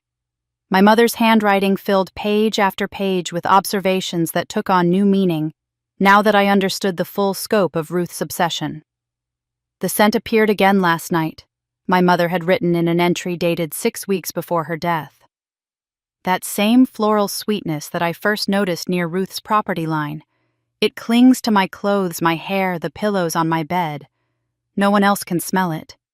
The doctors think I'm imagining things, but I know what I smell and I know where it comes from. Ruth's aromatherapy oils, The ones she makes in her kitchen and donates to the hospital, the ones she's been perfecting for years. I remembered those oils from my childhood. Ruth had been famous in our neighborhood for her herbal creations, mixing essential oils and botanical extracts into blends she claimed could cure everything from headaches to insomnia. She gave them to the hospital as charitable donations, and the nurses would diffuse them in patient rooms to create a calming atmosphere. Everyone praised her generosity, her kindness, her dedication to helping others heal. No one ever suspected those oils could be weapons. The diary pages described my mother's growing certainty that Ruth was using her aromatherapy expertise to harm rather than heal. She documented the scent's appearances with obsessive detail, noting times and locations and her own symptoms afterward. Headaches, confusion, memory gaps, fatigue that made her bones feel hollow. All the symptoms that would eventually be attributed to a stroke, but were actually signs of systematic poisoning. But one entry made me pull over to the side of the road, unable to keep driving, while I processed what I was reading.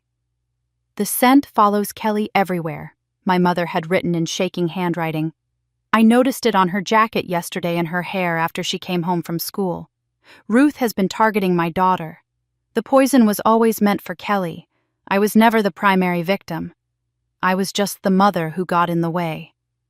My hands trembled as I read the passage again.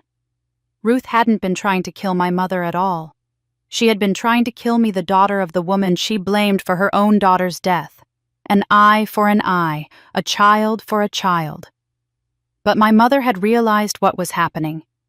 She had placed herself between Ruth and me, absorbing the poison that was meant for her daughter. She had traded her life for mine, knowingly and deliberately sacrificing herself to save me from Ruth's revenge.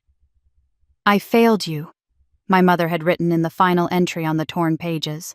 Those same words she had spoken in the video. I couldn't stop her. I could only redirect her anger toward myself. "Forgive me, Kelly. Forgive me for not being strong enough to protect you properly.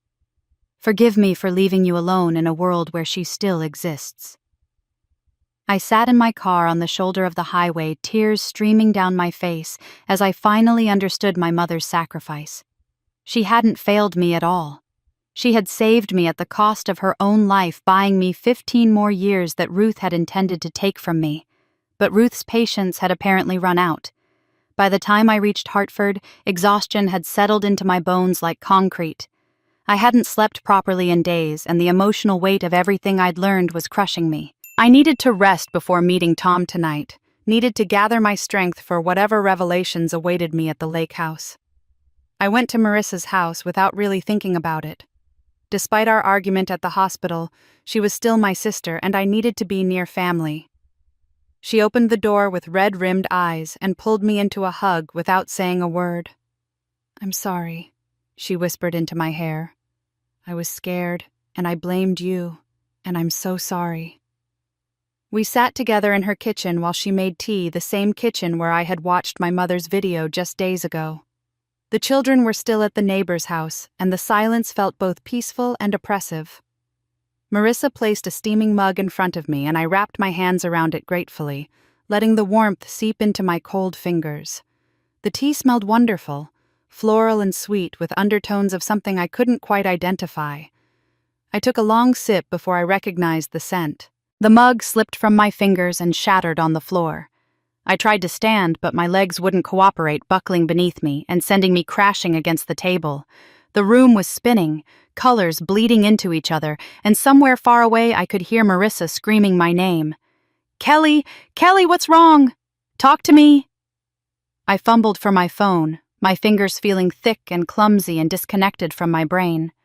The numbers on the screen swam before my eyes, but somehow I managed to dial 911, managed to croak out Marissa's address before the phone fell from my hand. "The tea?"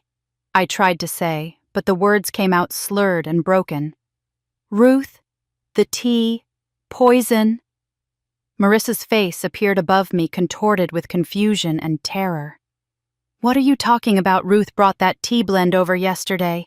She said it would help me sleep. Kelly, please, you're scaring me." Of course Ruth had brought it. Ruth, who had been Marissa's surrogate grandmother for years. Ruth, who had access to this house, this kitchen, this family. Ruth, who had been waiting for exactly this moment when Kelly would be exhausted and vulnerable and desperate for comfort. The darkness crept in from the edges of my vision, and the last thing I saw before losing consciousness was Marissa's tear-streaked face hovering over me, begging me to stay awake. I don't know how long I was unconscious. When awareness finally returned, it came in fragments. The beep of hospital monitors, the smell of antiseptic, the rough texture of thin sheets beneath my fingers. I opened my eyes, slowly blinking against the harsh fluorescent lights, and tried to remember where I was and how I had gotten there. Then I saw the figure sitting in the chair beside my bed, and my blood turned to ice. Ruth Henderson smiled at me with the gentle warmth of a beloved grandmother. Her hands folded primly in her lap, her eyes twinkling with something that might have been concern, but looked far more like triumph. "Poor dear," she said softly, reaching out to pat my hand with fingers that had crafted the poison now flowing through my veins. "You really should be more careful about what you consume." Every instinct screamed at me to call for help, to press the nurse call button, to do something other than lie frozen in this bed, while the woman who had poisoned me sat mere feet away. But my body refused to cooperate. The toxins still in my system had left me weak and sluggish, my limbs heavy as sandbags, my voice trapped somewhere deep in my throat. Ruth continued smiling, seemingly unbothered by my obvious terror. "The doctors say you'll make a full recovery. Isn't that wonderful news?" Marissa has been beside herself with worry. "Such a sweet girl, your sister. She called me the moment the ambulance arrived, you know. She needed someone to lean on, and I was happy to provide comfort." She spoke as if we were old friends catching up over coffee, her tone warm and concerned and utterly false. I watched her hands as she talked, noticing how they remained folded in her lap, how she leaned forward to express sympathy, but never actually touched me. Even when she gestured toward the flowers on my bedside table, a bouquet she had apparently brought herself, she was careful to maintain distance. "How are you feeling, dear? Any lingering dizziness, headaches, confusion?" Ruth tilted her head, studying me with clinical interest. "Those symptoms can persist for quite some time, I'm told. The body takes a while to purge certain substances." "Get away from me!" The words came out hoarse and broken, but I forced them through my damaged throat. "I know what you did." Ruth's smile didn't waver. "What I did, Kelly, I'm afraid I don't understand. I came here to check on you, to offer support during this difficult time. That's what neighbors do, isn't it? That's what family does." "You're not my family. Perhaps not by blood, but I've been part of your life since before you can remember. I watched you take your first steps in that backyard. I brought cookies to your birthday parties. I held Marissa's hand when she went into labor with the twins because you were too far away to be there." Ruth's voice softened, taking on a wounded quality that might have fooled someone who didn't know better. "I've loved your family for decades, Kelly. Everything I've done has been out of love." A nurse entered to check my vitals, and Ruth immediately transformed into the picture of a concerned family friend, asking questions about my prognosis and expressing gratitude to the medical staff for their excellent care. When the nurse left, Ruth settled back into her chair with that same patient smile. "Your sister tells me everything you know. She has for years." Ruth smoothed an invisible wrinkle from her skirt. "Where you work, who you're dating, what keeps you up at night. Marissa thinks of me as a second grandmother. She trusts me completely. It's quite touching, really, how open she's been with me about your family's private matters." The realization hit me like a physical blow. Marissa had been Ruth's unwitting informant for years, sharing details about my life that I had never authorized anyone to know. My work schedule, my fears, my habits and routines. Every piece of information Ruth needed to orchestrate this elaborate revenge had been handed to her voluntarily by my own sister. "Marissa doesn't know," I said, my voice growing slightly stronger. "She doesn't know what you really are." "And what am I exactly?" Ruth's eyes glittered with something dark beneath their kindly surface. "A lonely old woman who lost her only child." A neighbor who tried to fill the emptiness by caring for other people's children, or something else entirely. She rose from her chair and moved to the window looking out at the parking lot below. I had a daughter once, Emily. She was 7 years old when she died in this very hospital, in a room not so different from this one. The doctors made mistakes, Kelly. Terrible mistakes that cost my little girl her life. And when I tried to get answers, when I demanded to know why my daughter had to die, the hospital closed ranks. They buried the truth. They made it disappear. Ruth turned back to face me, and the kindly grandmother mask had slipped just enough to reveal the grief and rage beneath. Your mother was there. She was Emily's nurse during those final days. She saw what happened. She knew the truth, but she chose to stay silent. She protected her colleagues instead of my daughter's memory. My mother felt guilty about that for the rest of her life. Guilt. Ruth spat the word like poison. Guilt is cheap, Kelly. Guilt costs nothing. What I needed was justice. What I deserved was the truth. But your mother kept her silence, and my daughter was forgotten, and the doctors who killed her went on to live their comfortable lives as if nothing had happened. She walked slowly back toward my bed, and I pressed myself deeper into the pillows, wishing I had the strength to run. The world has a way of balancing things, Ruth continued softly. When justice fails, balance must be restored by other means. Your mother understood that eventually. She understood it in her final days when she realized that everything she tried to hide was coming back for her. Those words. I had read those exact words in my mother's diary, a quote from the person who had been threatening her. Ruth had said them to my mother 15 years ago, and now she was saying them to me. You're the ghost neighbor, I whispered. The one my father was investigating. The one who's been watching our family for decades. Ruth's smile returned, but this time it held no warmth at all. Such a dramatic name. Your father always did have a flair for the theatrical. But yes, I suppose that's an accurate description. I've been watching Kelly. Waiting. Planning.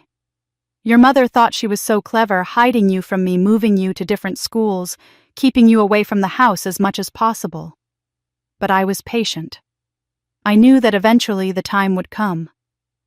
She leaned close, so close I could smell her perfume, that same floral sweetness that had haunted my mother's final days.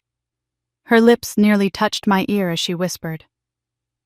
Your mother tried to hide you from me once. She paid for that mistake. She died knowing she had failed to protect you, knowing that everything she sacrificed was for nothing.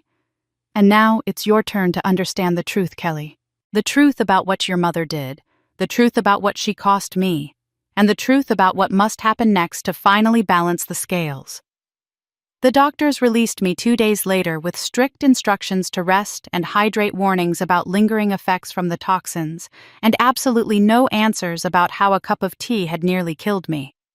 Marissa had been questioned by the police, but Ruth's tea blend tested inconclusive for anything definitively harmful. Whatever Ruth had used was sophisticated enough to evade standard toxicology screens, just as it had when she poisoned my mother 15 years ago. I didn't go back to Marissa's house. I didn't go to my own apartment either. Instead, I drove north toward Millbrook, toward the lake house where Tom had asked me to meet him before everything went wrong. The meeting was days overdue now, but something told me he would still be waiting. The address led me down increasingly narrow roads until pavement gave way to gravel, and gravel gave way to dirt. The cabin appeared suddenly around a bend, a weathered structure of logs and stone that looked like it had been standing for a century. But something was wrong. The entire eastern wall was blackened with soot, and the windows on that side had shattered from intense heat. Someone had tried to burn this place down recently. I parked at a distance and approached cautiously, half expecting Ruth or one of her associates to emerge from the trees. But the only sound was birdsong and the whisper of wind through pine needles. The front door stood ajar, hanging crookedly on damaged hinges. Inside, the destruction was more extensive than it had appeared from outside. Furniture had been overturned and smashed. Papers were scattered everywhere, many of them charred beyond recognition. Whoever had done this had been searching for something, and when they didn't find it, they had tried to destroy everything else. but they hadn't found the floorboards. I noticed the irregularity almost by accident, a section of wooden planks near the fireplace that didn't quite align with the rest. When I knelt and pried them loose, I found a hollow space beneath containing a metal box wrapped in fireproof cloth. The cloth was warm to the touch, but intact, protecting whatever lay inside from the flames that had consumed so much else. The box contained Tom's life work, letters spanning 15 years addressed to no one and never sent. Photographs of Ruth taken from a distance documenting her movements with obsessive detail. And a journal thick with handwritten entries that told the story of a man who had sacrificed everything to keep a promise to a woman he loved. I was still reading when I heard footsteps on the porch. Tom looked older than I remembered, his hair completely gray now and his face lined with the kind of weariness that comes from years of vigilance and fear. He stood in the doorway, silhouetted against the afternoon light, and when he saw what I was holding, his shoulders sagged with something like relief. "You found it," he said simply. "Good. I was afraid they'd destroyed everything." "Who did this, Ruth?" "Her people. She has resources I've never been able to trace, connections to people who do her dirty work." Tom stepped carefully through the debris and lowered himself onto a singed armchair. "They came 3 nights ago. I barely escaped through the back. Been sleeping in my car ever since, waiting to see if you'd still come." I held up the journal. "You've been watching Ruth for 15 years, following her, photographing her, documenting everything she does." "Your mother asked me to. The night before she died, when I finally got to her room, she made me promise." Tom's voice cracked and he looked away. "She knew she wasn't going to survive. The poison had done too much damage, but she was more worried about you than herself. She said Ruth would never stop, that her obsession would eventually turn toward you, and she needed someone to watch over you from a distance." "Why from a distance? Why disappear completely?" Tom's hands clenched into fists. "Because Ruth threatened to kill you if I interfered. She found out I was trying to warn Eleanor, and she made it very clear what would happen if I tried to protect you openly. So I vanished. I let everyone think I was a coward who abandoned his family. I let your father believe I had betrayed your mother. All so Ruth would think I was neutralized." He told me then about the documents, the forgeries I had already traced back to his handwriting. Ruth had discovered gambling debts he'd accumulated years ago, debts to people who would have hurt him badly if he couldn't pay. She bought those debts and used them as leverage, forcing him to sign papers that transferred your mother's assets and created the financial chaos I had uncovered. "I hated myself for every signature," Tom said, his voice hollow. "But she had photographs of you, Kelly. Pictures of you at school, at the grocery store, sleeping in your own bedroom. She showed me what her people could do, how easily they could reach you. I would have signed anything to keep you safe." He reached into his jacket and withdrew a thick envelope, placing it on the table between us. Inside were photographs I had never seen before, images of Ruth approaching our family home at night, slipping through shadows, standing at windows in the darkness. Tom had been watching the watcher, documenting every time Ruth violated the boundaries of our lives. "I tried to warn your mother the night before she died," Tom continued. "I discovered Ruth was planning something, some final act that would end Eleanor's life once and for all. I drove to the hospital as fast as I could, but Ruth's people intercepted me. They held me in a warehouse until the next morning." His voice broke completely. "By the time I got free, Eleanor was already gone. I was too late. I've carried that failure with me every single day since." I looked at the evidence spread around me, 15 years of surveillance and guilt and desperate hope that someday it would matter. "Why are you telling me all this now? Ruth knows you're here. She'll come for you." "Let her come. I'm too old and too tired to keep hiding." Tom met my eyes, and I saw something fierce beneath the weariness. "Your mother asked me to protect you, and I did that the only way I knew how. But hiding isn't protecting anymore. Ruth is making her move. The chocolate box, the poisoned tea, the break-in at your sister's house. She's done waiting. If you're going to survive what's coming, you need to fight back." He stood slowly, wincing at the effort, and placed his hand on my shoulder. Ruth didn't just want revenge on your mother, Kelly. That was never enough for her. She wants to take everything your mother loved, everything Eleanor tried to protect. And the thing Eleanor loved most in this world was you. I left Tom's burned cabin with the envelope of evidence tucked inside my jacket and a new understanding of the web Ruth had woven around my family. 15 years of surveillance manipulation and patient planning had brought us to this moment. Ruth wasn't just seeking revenge anymore. She was executing the final phase of a plan she had been building since before my mother died. The drive back to Hartford gave me time to think about everyone Ruth had compromised over the years. Tom forced into forgery through debt and threats. Marissa manipulated through kindness into becoming an unwitting informant. My father slowly poisoned while trying to investigate the very woman who was killing him. Ruth had turned my entire family into instruments of her revenge without any of them realizing they were being used. But there was one person I hadn't fully considered until now. Jacob. Marissa's husband had always seemed like a peripheral figure in our family drama, a quiet man with financial troubles who kept to himself at family gatherings. I had barely thought about him during the chaos of the past week, dismissing him as irrelevant to the larger mystery. But Tom's words about Ruth's resources and connections nagged at me. She had people everywhere, he said, people who did her dirty work. I found Jacob at a bar on the outskirts of Hartford, sitting alone in a corner booth with a glass of whiskey he hadn't touched. He looked terrible, his face pale and his eyes darting toward the door every few seconds, like a man expecting death to walk in at any moment. When he saw me approaching, he flinched as if I had struck him. "Kelly." His voice was barely a whisper.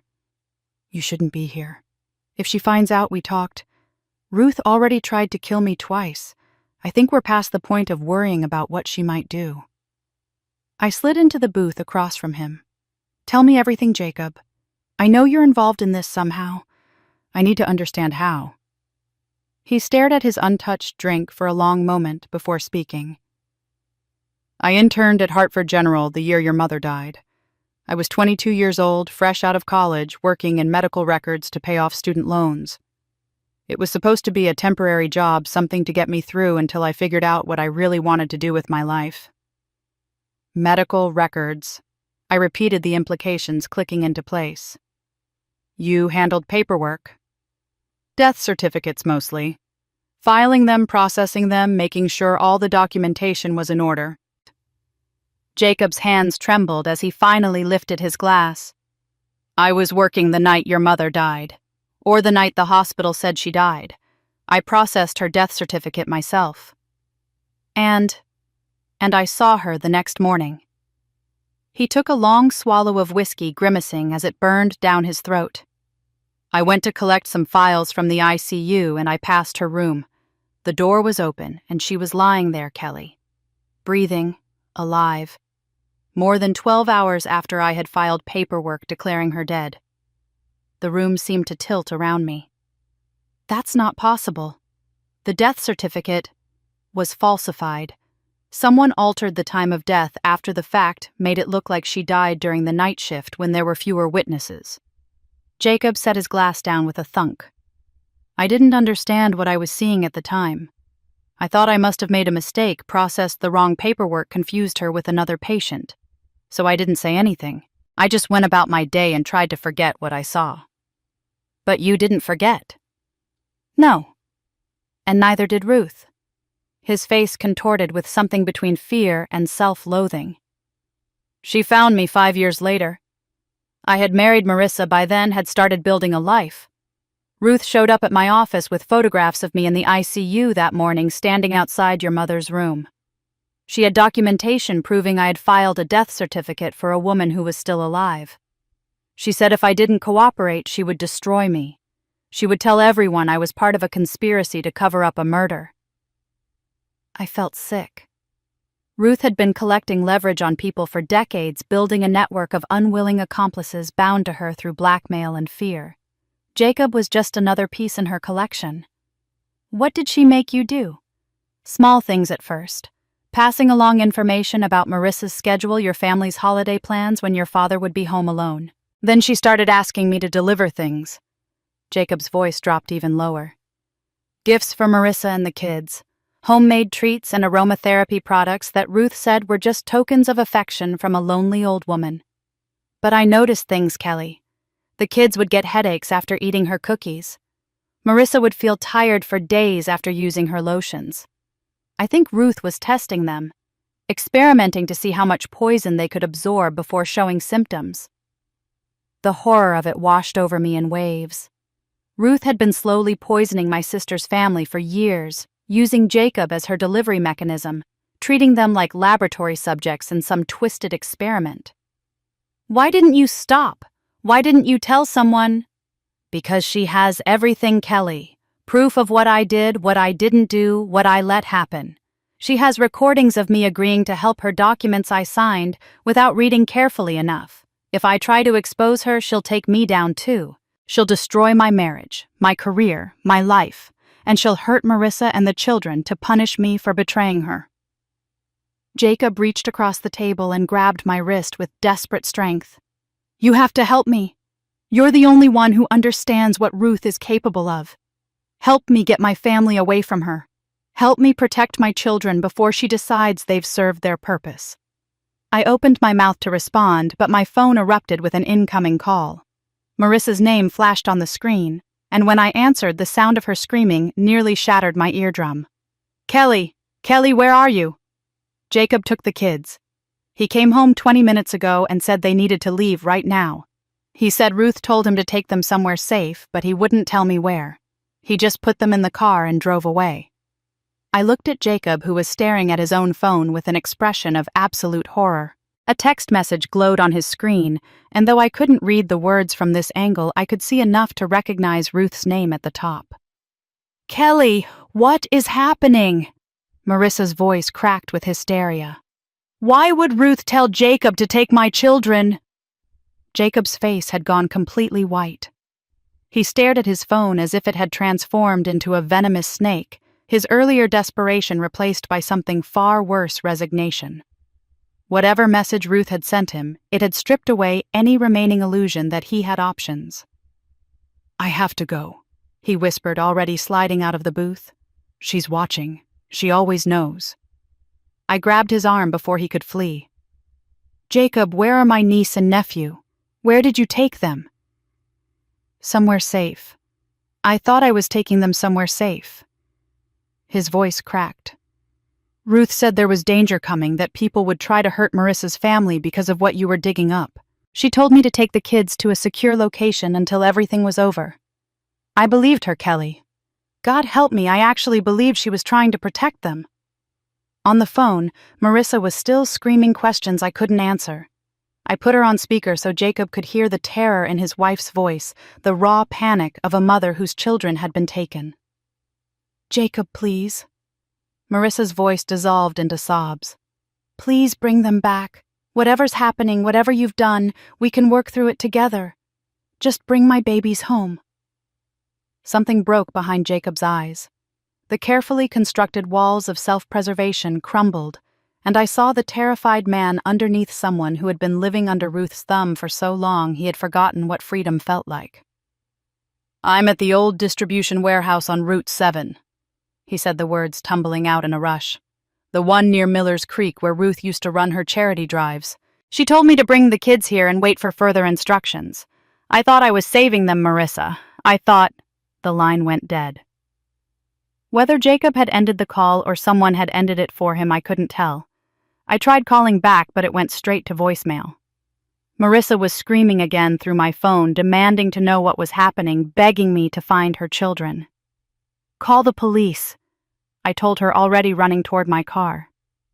Tell them Jacob took the kids to the old distribution warehouse on Route 7. Tell them everything. I drove faster than I'd ever driven in my life, weaving through traffic with my heart pounding against my ribs. The distribution warehouse. I remembered that place from childhood, a sprawling complex of corrugated metal buildings where Ruth had organized food drives and clothing donations throughout the 80s and 90s. She had been celebrated as a pillar of the community back then, a selfless volunteer who dedicated her time to helping those in need. No one had realized the warehouse served a different purpose entirely. The police met me at the entrance to the warehouse complex, their flashing lights casting red and blue shadows across the rusted metal walls. Marissa was already there, her face streaked with tears, arguing with an officer who kept shaking his head. "Ma'am, I understand your concern, but technically no crime has been committed," the officer was saying. "Jacob Reynolds is the children's legal stepfather. Unless we have evidence he intends to harm them, this is a custody dispute, not a kidnapping. He took them in the middle of the night without telling me. He said a woman named Ruth ordered him to do it. And we'll look into that. But right now, we can't force entry into private property based on what might be a family misunderstanding." The officer's tone was sympathetic but firm. "We've contacted Mr. Reynolds' cell phone and he's agreed to bring the children out within the hour. Our hands are tied until then." Marissa turned to me with desperate eyes. "Kelly, do something. You know Jacob didn't take them because he wanted to. You know this is about Ruth." I looked at the warehouse complex, trying to remember its layout from those charity drives decades ago. Multiple buildings connected by covered walkways, loading docks, storage facilities, and somewhere in the back, if my memory served correctly, a basement level that Ruth had used for special inventory that required climate control. I pulled Marissa aside away from the officers. "I'm going to find another way in. Stay here and keep the police occupied. If Jacob brings the kids out, call me immediately." "Kelly, you can't. Ruth wants me, not the children. This whole thing is a trap designed to draw me out." I squeezed my sister's hands. "Trust me. I won't let anything happen to Sophie and Sam." I circled around the perimeter of the complex, staying in the shadows cast by the setting sun. The fence had gaps where rust had eaten through the chain link, and I found an opening large enough to squeeze through near the back of the property. The warehouse loomed ahead, its windows dark and its doors secured with heavy padlocks. But I remembered something else from those childhood visits. Ruth had shown me a service entrance, once a door hidden behind stacked pallets that she used when she arrived early to prepare for charity events. "Our little secret," she had called it, winking at me with grandmotherly warmth. The door was still there, and it was still unlocked. Inside, the warehouse smelled of dust and decay, years of abandonment layered over whatever activities had once taken place here. I moved carefully through the darkness, using my phone's flashlight sparingly to avoid drawing attention. Voices echoed from somewhere deeper in the building, and I followed them through a maze of empty shelving units and forgotten equipment. I found Jacob in what had once been an office, sitting on a metal chair with Sophie and Sam huddled against him. The children were crying quietly, their faces buried in their stepfather's chest, and Jacob was stroking their hair with mechanical movements while staring at nothing. "Jacob," I whispered from the doorway. He looked up, and the defeat in his eyes was absolute. "She knew you'd come. She said you wouldn't be able to stay away, not when children were involved. She's been planning this for months, Kelly. Maybe years. The warehouse, the setup, the timing, everything." "Where is she now?" "I don't know. She just told me to bring the kids here and wait. She said she had business to finish with you, and after that everything would be balanced." Jacob's voice was hollow. "I'm sorry. I'm so sorry for all of it. I was just trying to protect my family." Before I could respond, my phone buzzed with an incoming text from an unknown number. The message was brief and terrifying in its simplicity. "Come alone if you want them alive. Bring everything your mother left you. You know where to find me." The text message burned in my mind as I looked at Jacob and the children. Ruth wanted me to come alone to bring everything my mother had left me. She was orchestrating this entire situation, pulling strings from somewhere in the shadows while the rest of us danced like puppets. "Take the children to the police outside," I told Jacob. "Get them to safety. I'll handle Ruth." Jacob shook his head violently. "I can't. She has files on me, Kelly. Documents that prove what I did, what I helped cover up. If I walk out there without those files, she'll destroy me. She'll send everything to the police, to Marissa, to everyone. My life will be over." "Your life will be over if you stay here. Ruth doesn't leave loose ends." "The files are in the basement. She showed me once years ago when she wanted me to understand how completely she owned me. Jacob's eyes darted toward a door at the back of the office. If I can get them, if I can destroy them, maybe I'll finally be free. Before I could stop him, Jacob handed Sophie and Sam to me and bolted through the back door. The children clung to me, trembling with fear as I heard his footsteps echoing down what sounded like a metal staircase. I couldn't follow him while protecting my niece and nephew, so I made the only choice I could. "Stay right here," I told them, guiding them into a corner behind a heavy desk. "Don't move, don't make a sound. I'll be back for you, I promise." Sophie grabbed my hand with surprising strength. "Aunt Kelly, I'm scared." "I know, sweetheart, but I need you to be brave for just a little longer. Can you do that for me?" She nodded, her lower lip trembling, and I forced myself to walk away from them toward the basement door. The staircase descended into darkness, the air growing colder and damper with each step. At the bottom, a long corridor stretched ahead, illuminated by flickering fluorescent lights that cast everything in a sickly greenish glow. I could hear Jacob somewhere ahead, his panicked breathing echoing off concrete walls. I found him in a room that looked like it had once been a cold storage facility. Filing cabinets lined every wall, dozens of them, their drawers labeled with names and dates that spanned decades. Jacob stood in the center of the room with a knife in his trembling hand, surrounded by scattered papers he had pulled from the cabinets in his frantic search. "Jacob, put the knife down. I have to find them." His voice was barely recognizable, high-pitched with desperation. "She has everything, Kelly. Every document I ever touched, every form I ever signed, every lie I ever told to protect myself. If I can just find my files, I can burn them. I can finally be free of her. This isn't the way. The police are outside. If you hurt yourself, or anyone else..." I never wanted to hurt anyone. The knife shook violently in his grip. I just wanted to survive. Ruth found me when I was drowning in debt and shame, and she offered me a lifeline. All I had to do was small favors, adjusting records, changing dates, making sure certain paperwork got lost in the system. Tears streamed down his face. I didn't know what I was helping her do. I didn't understand until it was too late. "What exactly did she make you do, Jacob? What records did you change?" "Your mother's medical files. Ruth had me alter the timestamps, change the documented symptoms, make it look like she died peacefully of natural causes instead of what really happened." Jacob's voice dropped to a horrified whisper. "The scent, Kelly. That floral smell in the chocolate box. Ruth has been making that oil for decades. She called it her healing blend, donated it to hospitals and nursing homes, and everyone thought she was being charitable. But it wasn't healing. It was poison.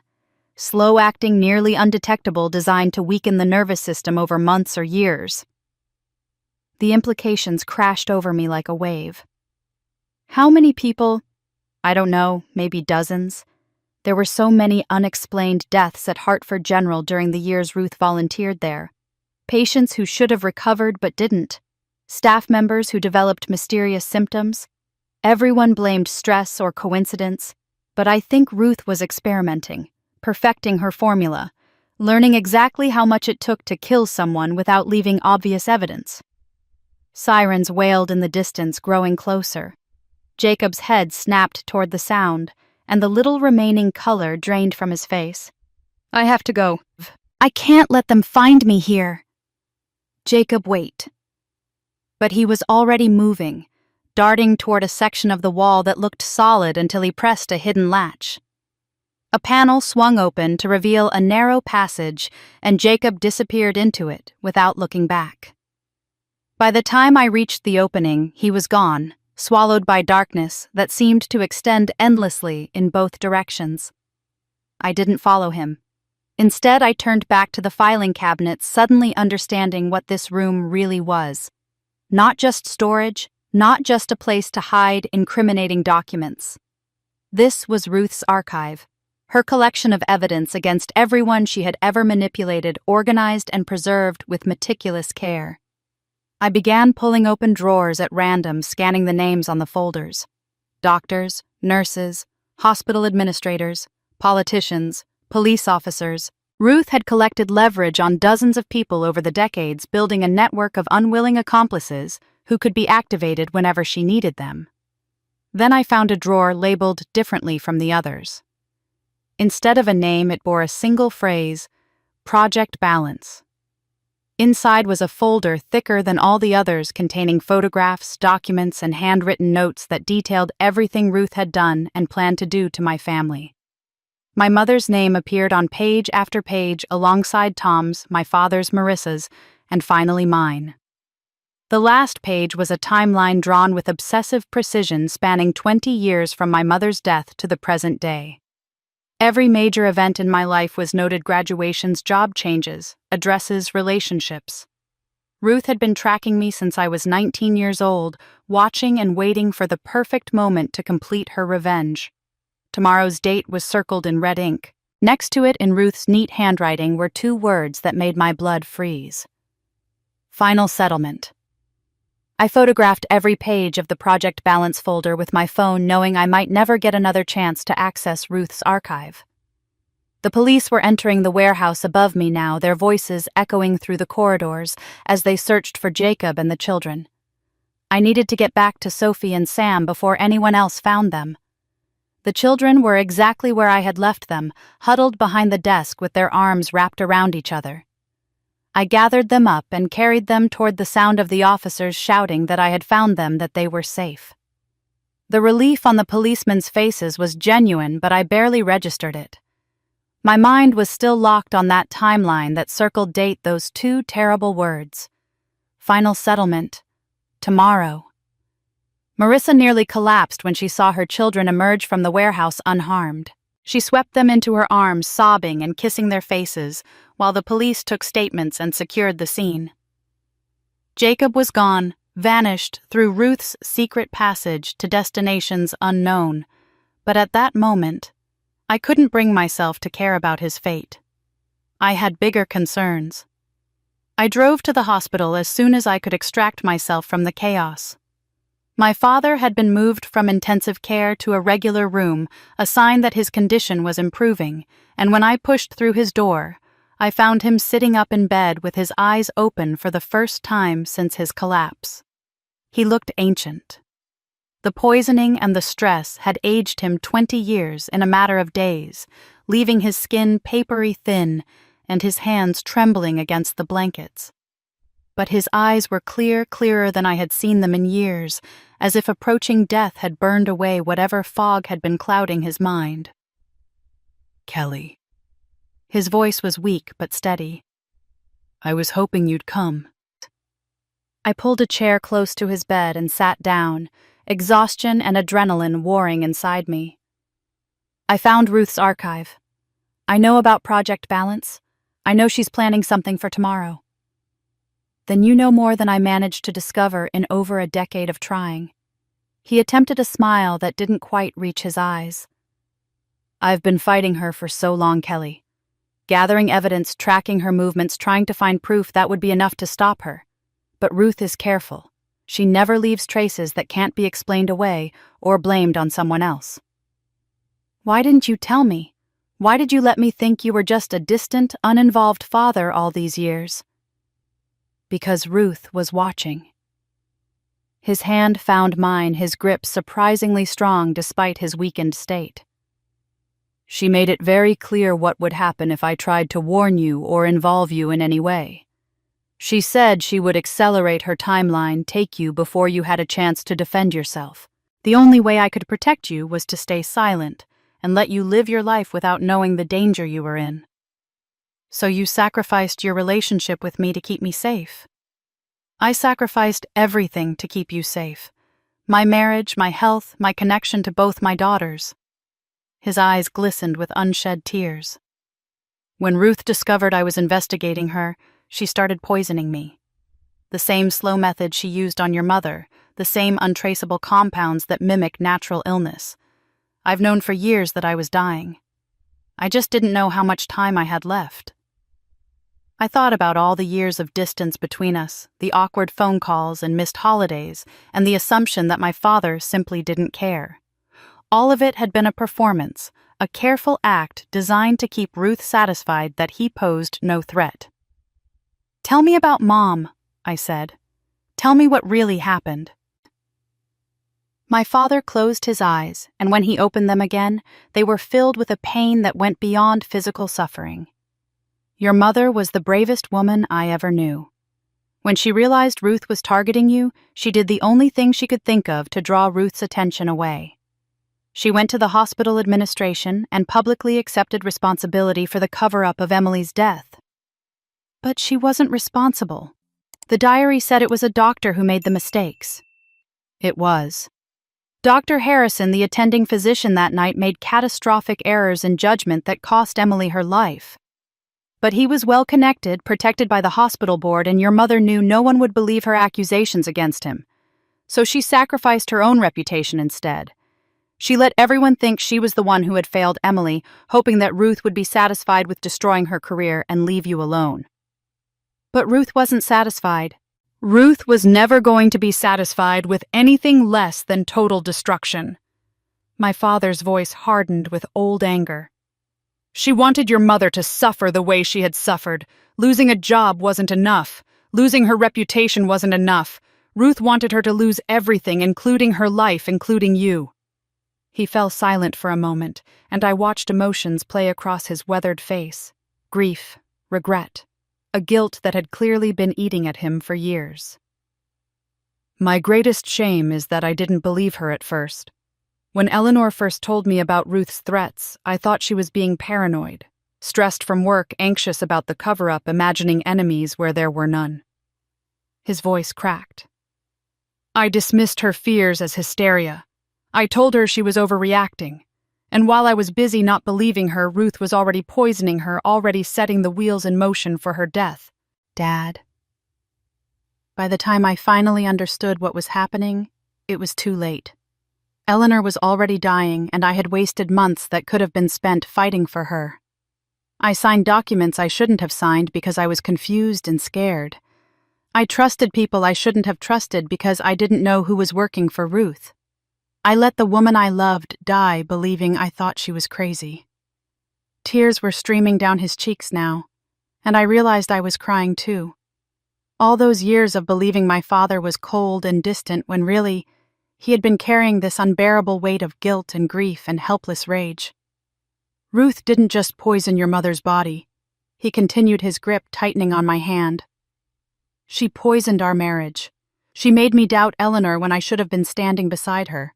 She turned our home into a place of suspicion and fear instead of love and trust. That's what Ruth does, Kelly. She doesn't just kill people. She destroys everything they care about first. He pulled me closer, his eyes burning with an intensity that seemed impossible for someone so frail.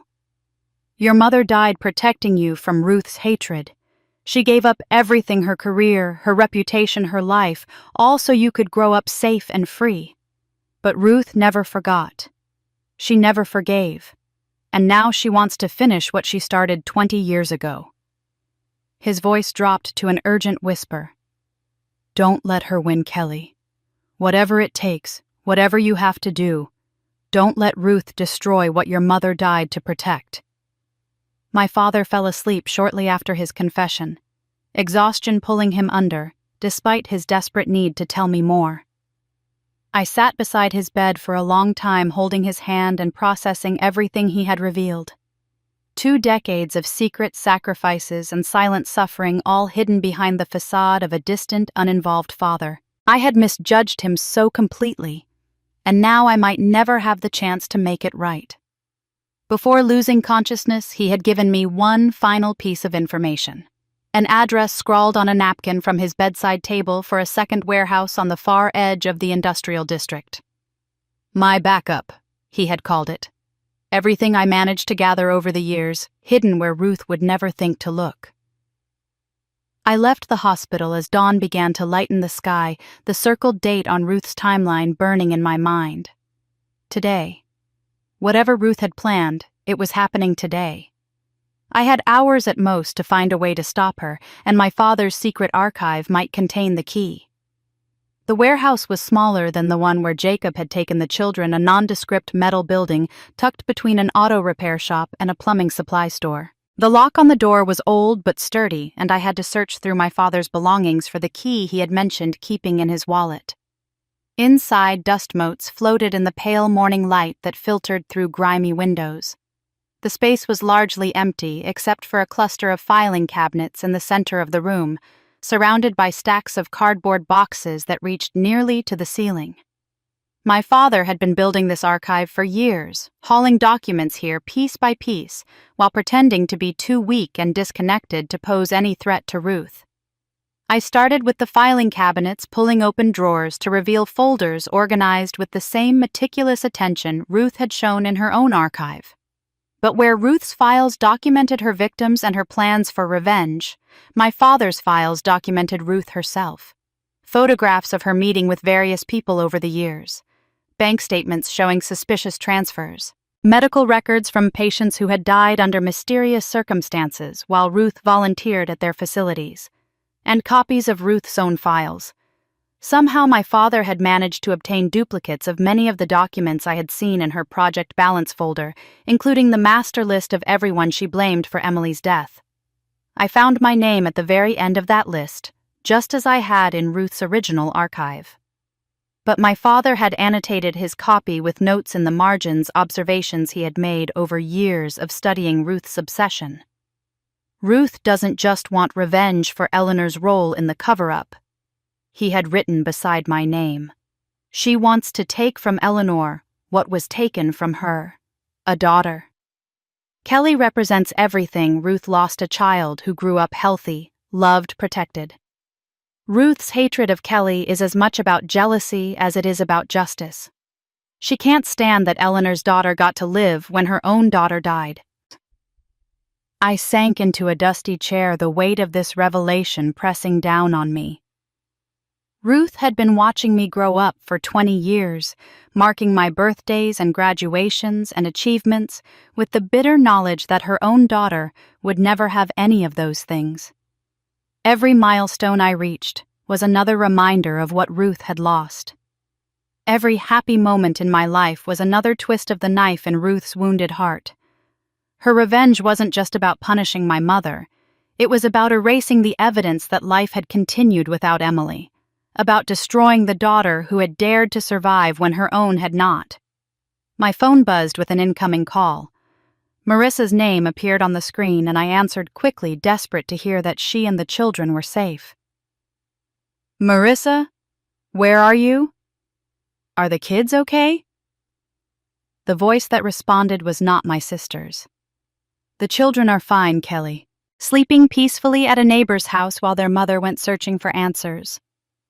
Ruth's tone was calm, almost pleasant, as if we were having a casual conversation over coffee. "Marissa came to see me this morning. She had so many questions about the chocolate box, about the tea that made you sick, about why her husband suddenly disappeared with her children. I'm afraid I had to tell her the truth." Ice flooded my veins. "Where is my sister?"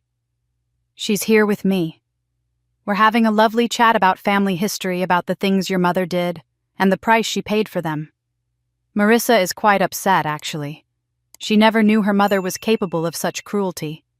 She never realized the woman she idolized was responsible for the death of an innocent child." "That's a lie. My mother wasn't responsible." "Your mother let my daughter die." Ruth's voice finally showed a crack in its composure, decades of rage bleeding through the pleasant facade. "She stood by and did nothing while doctors made excuses and administrators buried evidence. She could have spoken up. She could have demanded justice. Instead, she protected the people who killed Emily and condemned me to a lifetime of unanswered questions." "Ruth, please. Whatever you're planning, Marissa has nothing to do with this. She was just a baby when Emily died. She doesn't deserve to be punished for something that happened before she was born. None of us deserve the things that happened to us, Kelly. I didn't deserve to lose my daughter. Your mother didn't deserve a peaceful death, but she got one anyway, slipping away in her hospital bed while I watched and waited. Life isn't about deserving. It's about balance." Ruth paused, and when she spoke again, her voice had hardened into something cold and final. "If you want to see your sister alive, come to where it all began. The hospital chapel. You know the one. Your mother used to take you there to light candles for the patients who didn't survive." I remembered that chapel. Small and quiet, tucked away on the third floor of Hartford General, with stained glass windows that cast rainbow patterns across the wooden pews. My mother had taken me there countless times as a child, teaching me to pray for the souls of those who had passed, including, I now realized, the soul of Emily Henderson. "Come alone," Ruth continued. "Bring everything your mother left you. The USB drive, the documents, all of it. We're going to settle accounts once and for all, Kelly, just like I always planned." "And if I don't come? If I call the police instead?" Ruth's laugh was soft and chilling. "Then you'll never see Marissa again, and you'll spend the rest of your life wondering if you could have saved her, just like your mother spent her final years wondering if she could have saved Emily." The line went silent for a moment, and then Ruth's voice returned, dripping with satisfied malice. "Your mother begged me to stop, you know. In her final days, when she finally understood what I was doing to her, she pleaded with me to spare her daughters. She died knowing I never would." Another pause, heavy with decades of hatred. "Will you beg too, Kelly? Will you kneel before me and plead for mercy the way your mother did? I've been waiting 20 years to find out." Hartford General Hospital loomed against the gray morning sky like a monument to every tragedy my family had ever suffered. I parked in the visitor lot and walked through the main entrance as if I belonged there, keeping my pace steady and my expression neutral, despite the terror clawing at my insides. The USB drive and documents were in my bag. Everything my mother had left me, just as Ruth demanded. The chapel was exactly as I remembered it. Small and intimate, with wooden pews arranged in 2 rows, facing a simple altar adorned with candles and a modest cross. Stained glass windows filtered the morning light into pools of color that danced across the walls, creating an atmosphere of peace that felt obscene given what was about to happen here. Ruth sat in the front pew with her back to me, her silver hair perfectly styled, her posture as straight and proper as if she were waiting for a Sunday service to begin. Marissa was beside her, bound to the pew with what looked like medical restraints, her mouth covered with tape, her eyes wide with terror above the gag. "Close the door behind you," Ruth said without turning around. "We wouldn't want to be interrupted." I did as she instructed, the click of the latch echoing through the small space like a death knell. Then I walked slowly down the center aisle, my eyes fixed on my sister, silently trying to communicate that everything would be okay, even though I had no idea if that was true. "You came alone. Good." Ruth finally turned to face me, and I was struck by how ordinary she looked. No wild eyes or disheveled appearance, no outward sign of the madness that had consumed her life for 2 decades. She could have been any elderly woman in any church in America, peaceful and serene and utterly unremarkable. But her eyes told a different story. Behind the calm facade was something hollow and hungry, a void where normal human emotions should have been filled, instead with a cold and patient hatred that had been building since the day her daughter died. "Sit down, Kelly. We have much to discuss before this is over." I slid into the pew across the aisle from them, close enough to reach Marissa if I moved quickly, but not close enough to pose an immediate threat. Ruth watched me with an appraising gaze, as if evaluating whether I met her expectations for this final confrontation. 20 years, she said softly. "I've been waiting 20 years for this moment. Planning, preparing, making sure everything was perfect. Your mother thought she was so clever, hiding you away, creating all those safeguards to protect you after she was gone. But I knew eventually the time would come. I knew eventually you would find your way here to this chapel where everything began.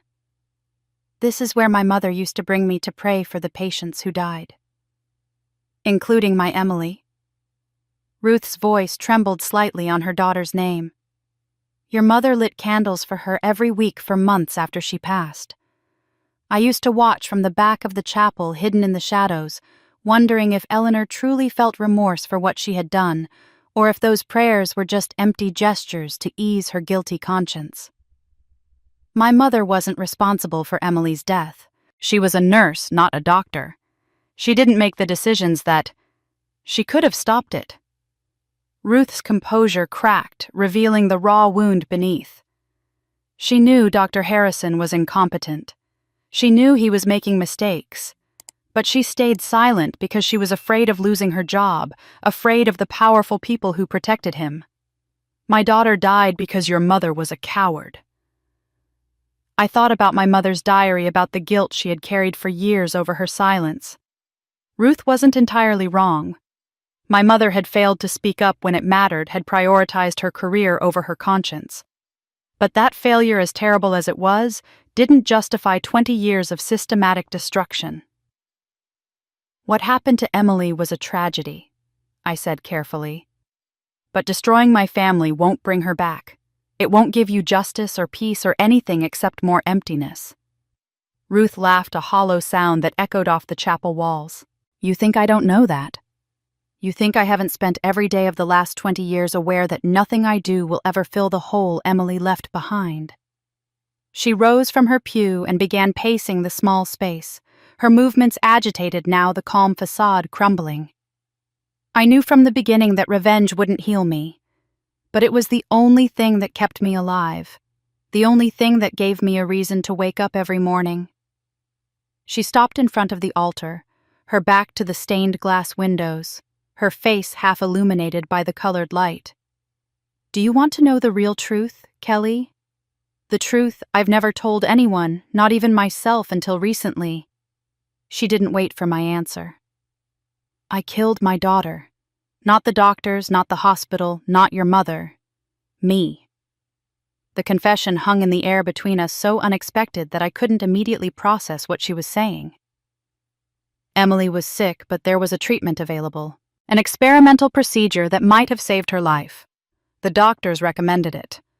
Your mother, as her nurse, practically begged me to authorize it. Ruth's voice had gone flat, emotionless, as if she were reciting facts from someone else's life. But I was afraid. The treatment had risks, side effects, a chance of failure. I couldn't bear the thought of putting my little girl through more pain when there was no guarantee it would work. You refused the treatment. I refused the treatment. I chose palliative care instead, believing I was sparing Emily from suffering. And then I watched her die over the course of 3 agonizing weeks, knowing every single day that I could have made a different choice. Ruth turned to face me, and for the first time I saw tears in her eyes. I killed my daughter with my fear, Kelly. I murdered her with my cowardice. And I have never, not for one single moment in 20 years, been able to live with that knowledge. Understanding dawned with horrible clarity. Ruth's revenge against my family wasn't really about justice or balance or making anyone pay for Emily's death. It was about escaping her own guilt, about finding someone else to blame, so she didn't have to face the devastating truth of what she had done. So you transferred your guilt onto my mother. You made her the villain so you wouldn't have to be. Your mother should have tried harder to convince me. She should have fought for that treatment instead of accepting my decision so easily. If she had been more persuasive, more passionate, maybe I would have changed my mind. Maybe Emily would still be alive. Ruth's tears had stopped now, replaced by the cold determination I had seen before. Your mother failed my daughter. She deserved everything I did to her. She reached into her pocket and withdrew a small glass vial filled with amber liquid. The smell hit me immediately, that same floral sweetness that had permeated the chocolate box and the tea that nearly killed me. But this was concentrated, powerful, and Ruth was unscrewing the cap with practiced efficiency. The same blend I used on your mother, she confirmed. Slower back then, more subtle. But we don't have time for subtlety anymore, do we? She lunged toward me faster than I expected, the open vial extended toward my face. I threw myself sideways, crashing into the pew and scrambling to put distance between us. But the chapel was small and Ruth knew every inch of it. She cornered me near the altar, her eyes blazing with 2 decades of pent-up rage. Your mother begged at the end, Ruth hissed. She pleaded with me to spare you, to let her death be enough. But nothing will ever be enough, Kelly. Nothing will ever balance the scales for what I lost. She grabbed my arm with surprising strength, trying to force the vial toward my nose and mouth. I fought back desperately, knocking over candles and sending the altar cloth crashing to the floor. Behind us, Marissa was screaming through her gag, thrashing against her restraints. The vial shattered against my jacket, soaking the fabric with concentrated poison. I could feel the fumes already affecting me, making my vision swim and my thoughts scatter. But I kept fighting, kept pushing Ruth away, refusing to succumb to the same fate my mother had suffered. Ruth's hands found my throat, squeezing with a strength that seemed impossible for someone her age. Black spots danced at the edges of my vision. I clawed at her fingers, gasping for breath, knowing I was running out of time. Then a gunshot exploded through the chapel, so loud in the enclosed space that it seemed to shatter the world itself. Ruth's grip on my throat loosened instantly. She stumbled backward, clutching her shoulder where a red stain was spreading across her cardigan, her face contorted with shock and pain. I gasped for air, my lungs burning, my vision slowly clearing as oxygen flooded back into my brain. In the doorway of the chapel stood my father. He looked like death itself, his hospital gown hanging loose on his emaciated frame, his skin the color of old paper, his entire body trembling with the effort of staying upright. But his hands were steady on the gun. He held the same revolver I remembered seeing in his desk drawer when I was a child, and his eyes burned with a fierce determination that defied his failing body. "Get away from my daughter!" His voice was barely above a whisper, but it carried through the chapel with the weight of 20 years of suppressed rage. "I've waited too long to stop you, Ruth. I won't wait any longer." Ruth pressed her hand against her wounded shoulder, blood seeping between her fingers. For a moment, something almost like respect flickered across her face. "You actually came. After all this time pretending to be weak and beaten, you finally found your courage." "I was never weak. I was waiting." My father took a shaky step forward, the gun still trained on Ruth's center mass. "Waiting for the right moment. Waiting for Kelly to be ready to know the truth. Waiting for you to make a mistake I could exploit. And now, do you think one bullet changes anything?" Ruth laughed, though the sound was strained with pain. "I've been planning this for 2 decades. You think I don't have contingencies? You think killing me will end this? I'm not going to kill you. I'm going to make sure you spend the rest of your miserable life in a prison cell thinking about everything you've lost." My father's arm wavered, the gun dipping slightly before he forced it back up. "Kelly, untie your sister. Get her out of here." I scrambled toward Marissa, my fingers fumbling with the medical restraints that bound her to the pew. She was sobbing through her gag, her whole body shaking, and when I finally freed her hands, she tore the tape from her mouth and collapsed into my arms. "Kelly, I'm so sorry. I didn't know. I never knew what Ruth really was. It's okay. It's going to be okay." I held her tight, watching over her shoulder as my father and Ruth faced each other across the chapel. "We need to go. Now." But Ruth wasn't finished. With a speed that seemed impossible for a woman her age, especially one who had just been shot, she grabbed one of the fallen candles and hurled it at the altar. The cloth caught fire immediately, flames licking up toward the wooden cross and the dry timber of the pews. If I can't have my justice, no one gets theirs. Ruth backed toward a door I hadn't noticed before, a small exit half hidden behind a tapestry depicting the resurrection. "This chapel is where your mother used to pray for my daughter's soul. How fitting that it should be where her legacy finally burns." She disappeared through the door before my father could get off another shot. The flames were spreading rapidly now, consuming the ancient wood with hungry intensity. Smoke filled the small space, making it hard to breathe, hard to see, hard to think. "Dad, we have to go." My father didn't move. He stood frozen in the doorway, the gun hanging limply at his side, his face ashen and his breathing labored. Then his legs buckled, and he crumpled to the floor like a marionette whose strings had been cut. I ran to him, leaving Marissa to stumble toward the main exit. The smoke was thickening by the second, and I could feel the heat of the flames against my back as I knelt beside my father's prone form. His eyes were open but unfocused, his pulse thready and weak beneath my searching fingers. "Dad, please. We have to get out of here. Can you stand?" "Can't." The word came out as a wheeze. "Heart. Used everything I had left to get here. I'm not leaving you." "Yes, you are." His hand found mine, gripping with a strength that surprised me given how frail he looked. "Ruth is still out there. She'll never stop Kelly. Not unless someone stops her first. The police can handle Ruth. Right now, I need to get you to safety." "There's no safety for me anymore. I knew that when I left the hospital." He coughed, and I saw blood on his lips. "I've been dying for years, sweetheart. Ruth's poison, my own stubbornness. It doesn't matter. What matters is that you survive. What matters is that you don't let her win." Marissa had reached the main door and was screaming for help, her voice cutting through the roar of the growing fire. I could hear distant shouts, running footsteps, the wail of alarms as the hospital's fire suppression systems finally kicked in. Help was coming, but I didn't know if it would arrive in time. "I love you, Kelly." My father's voice was fading, each word costing him visible effort. "I loved your mother despite everything we went through, despite all the ways Ruth tried to tear us apart. And I loved you as my own daughter from the moment you were born, regardless of any doubts or questions about the past." "Dad, don't talk like this. Save your strength. I need you to know. I need you to understand why I did the things I did, why I stayed silent for so long."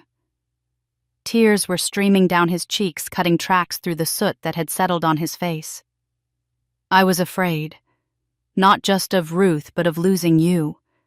I thought if I told you the truth, you would hate me for not protecting your mother. I thought silence was the same as protection. I was wrong."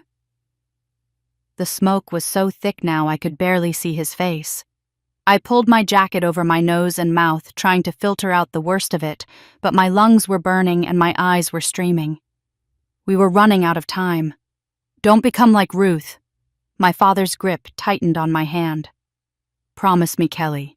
No matter what happens, no matter what you learn about your mother or our family, don't let revenge consume you the way it consumed her. Justice is one thing, but the kind of hatred Ruth carries, the kind that poisons everything it touches, that's a fate worse than death. I've seen what it does to people. I won't let it happen to you." "I promise, Dad. I promise." "Good." He smiled weakly, and for a moment I saw the father I remembered from my earliest childhood before my mother's death had changed everything. "There's one more thing. Something I should have told you from the beginning." Firefighters burst through the door behind us, their equipment clanking their voices, shouting orders I couldn't process. I felt hands on my shoulders trying to pull me away from my father, but I resisted, desperate to hear what he had to say. "The chocolate box Ruth tampered with wasn't your mother's original gift. Eleanor made 2 boxes, Kelly. One was a decoy filled with clues and messages designed to lead Ruth astray if she ever found it. The other was the real one, hidden somewhere only you could find." "Where, Dad? Where is it?" His voice was barely audible now, his words slurring as consciousness slipped away. "Find the original chocolate box. Your mother hid her last message there. The real truth, Kelly. Everything she couldn't say in the videos or the diary. Everything she wanted you to know about who you are and why Ruth hates you so much." "Dad, stay with me, please. I'm sorry I wasn't brave enough to tell you sooner."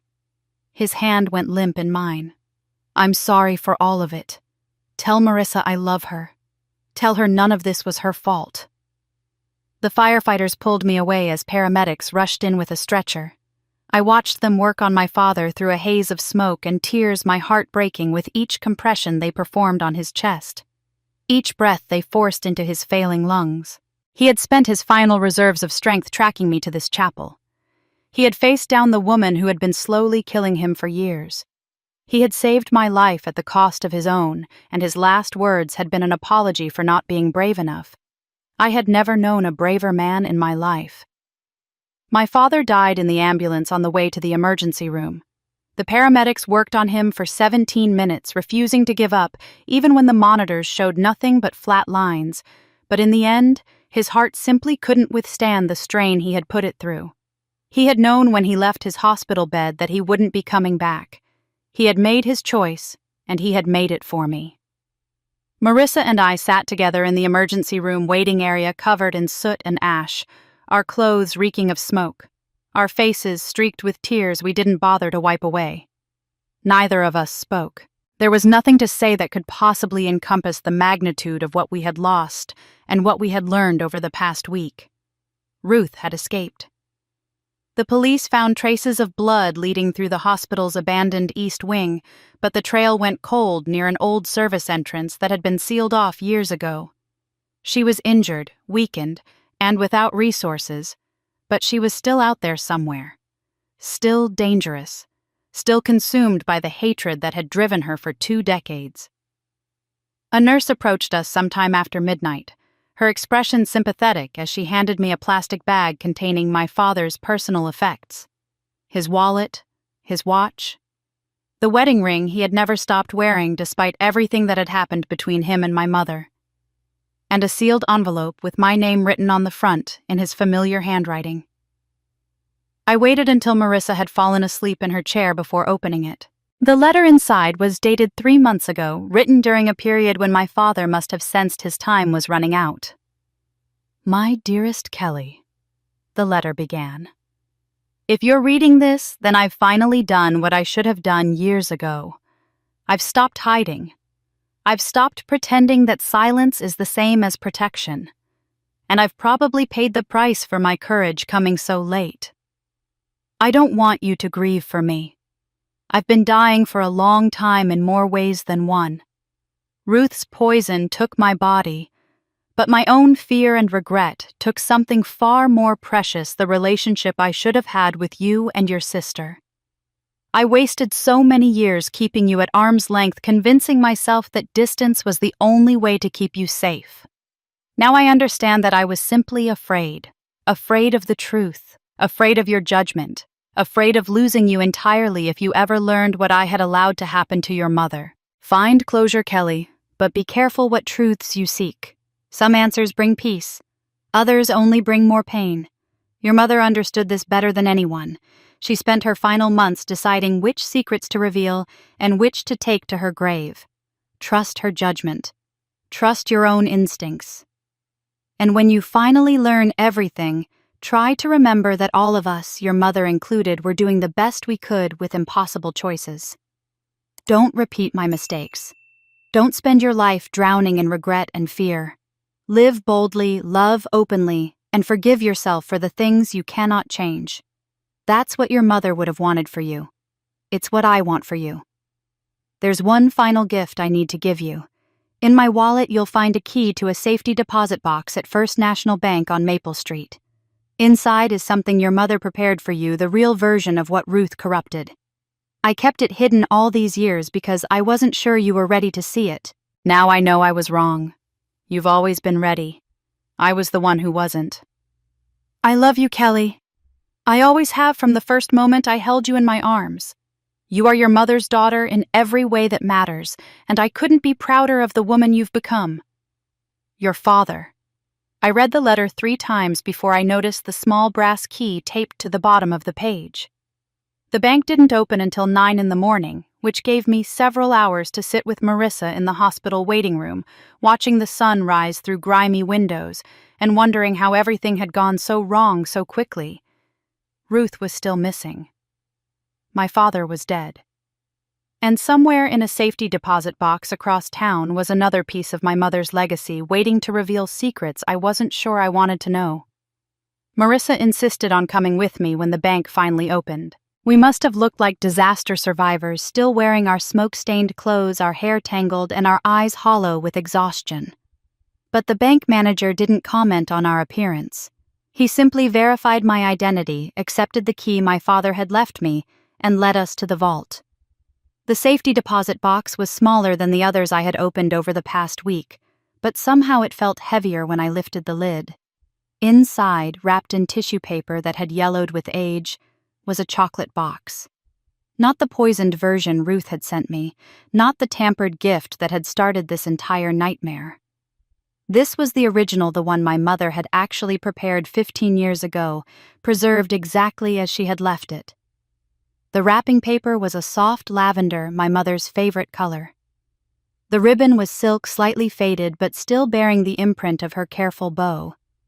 And the card attached to the front was unmistakably in her handwriting with no forgery or alteration. To my Kelly on her 34th Christmas. I love you more than words can say. May this box bring you sweetness in times of sorrow. Love, always. Mom. I opened it with trembling hands, and the smell that rose from inside nearly broke me. Not the poisonous floral scent of Ruth's aromatherapy oils, but the warm, rich aroma of real chocolate. Dark chocolate, with hints of vanilla and cinnamon, the exact recipe my mother had used when I was a child, made with her own hands and preserved somehow across 15 years. Beneath the chocolates were photographs. Me as a baby cradled in my mother's arms, both of us laughing at something just outside the frame. Me at 3, covered in flour in our kitchen, while my mother pretended to scold me for making a mess. Me at 5, riding my first bicycle, while my mother ran alongside with her arms outstretched, ready to catch me if I fell. These were moments I had forgotten, memories buried beneath years of grief and the toxic influence of Ruth's revenge. My mother had preserved them here in this box of chocolate, and loved knowing that someday I would need to remember what our family had been before everything went wrong. At the very bottom, beneath the photographs and the chocolates, was a USB drive in a small plastic case. The label on the case was written in my mother's hand, "Play only after I'm gone." I looked at Marissa, who was crying silently beside me, overwhelmed by this glimpse of a mother she barely remembered. She nodded without me having to ask. Whatever was on that drive, we would face it together. We found a private room in the bank, borrowed a laptop from a sympathetic manager, and I inserted the USB with fingers that refused to stop shaking.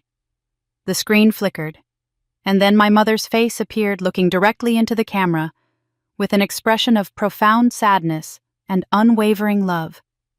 She was younger in this recording than in the first video. I had found her face not yet ravaged by illness and fear. But her eyes held the same intensity, the same desperate need to communicate something vital to the daughter she might never see again. "Kelly," she said, her voice catching on my name. "I'm recording this because I may not survive what's coming. I've made so many mistakes, and now I have to face the consequences of every single one. But before I go, there's something you need to know. Something I should have told you years ago but was too afraid to say out loud." She paused, gathering herself, and when she spoke again, her words cut through me like a blade. "What I'm about to tell you will change everything you believe about me, about our family, about why Ruth hates us so much. I only hope that when you hear the truth, you'll be able to forgive me for keeping it hidden for so long." My mother took a deep breath on the screen, and I could see the weight of what she was about to say pressing down on her shoulders. Marissa gripped my hand so tightly it hurt, but I didn't pull away. We needed each other for what was coming. "I need to tell you about Emily Henderson," my mother began. "About what really happened to that little girl and why her mother has spent the last several years trying to destroy our family. The story Ruth tells herself, the story she's probably told everyone who would listen, is that her daughter died because of hospital negligence and a cover-up that I participated in. That story is a lie. Not because there wasn't tragedy or failure, but because the person most responsible for Emily's death was Ruth herself." She paused, gathering herself, and when she continued, her voice was steadier, more clinical, as if she were presenting a case study rather than describing the event that had ruined so many lives.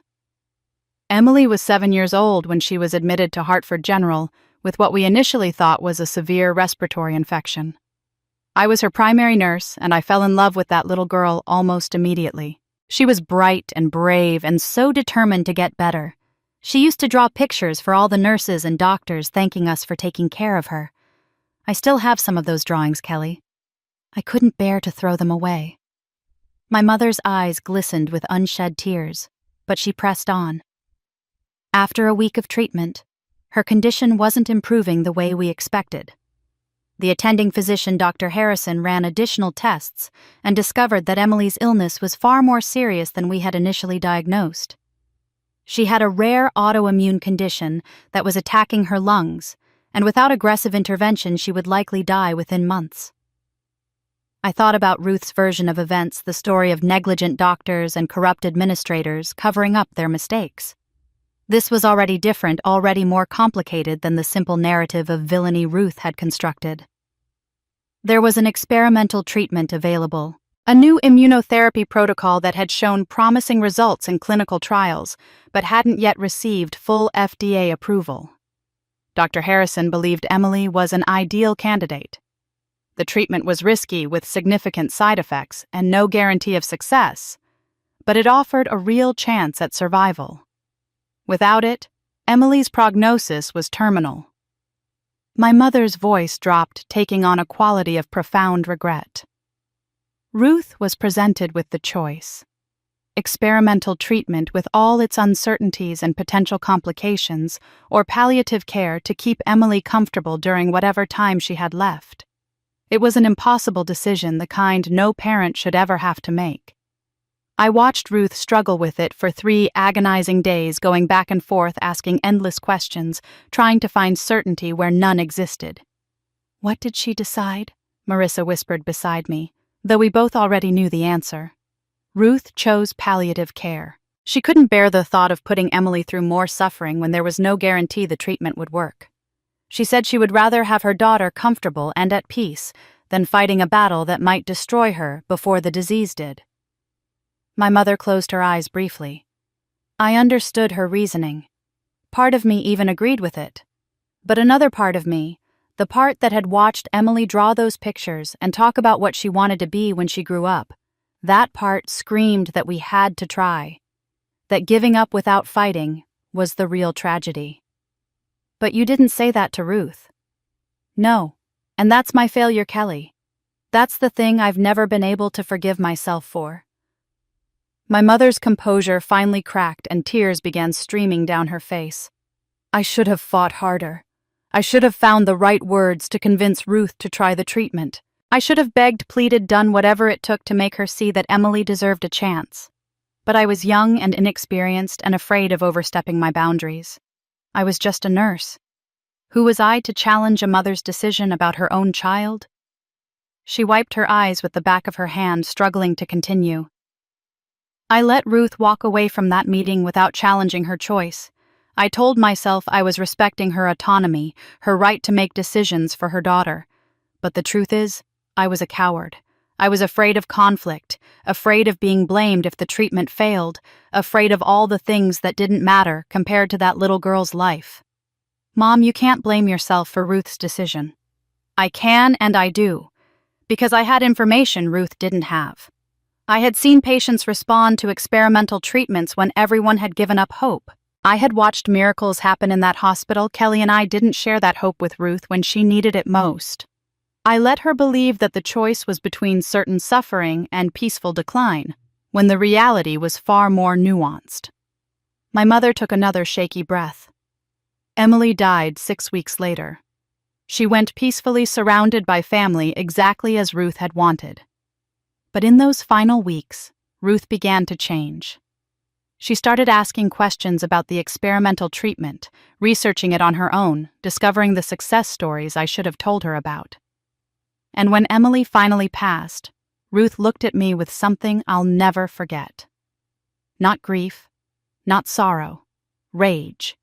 Pure, undiluted rage at the woman she had trusted to guide her through the worst moment of her life. She blamed you for not convincing her to try the treatment.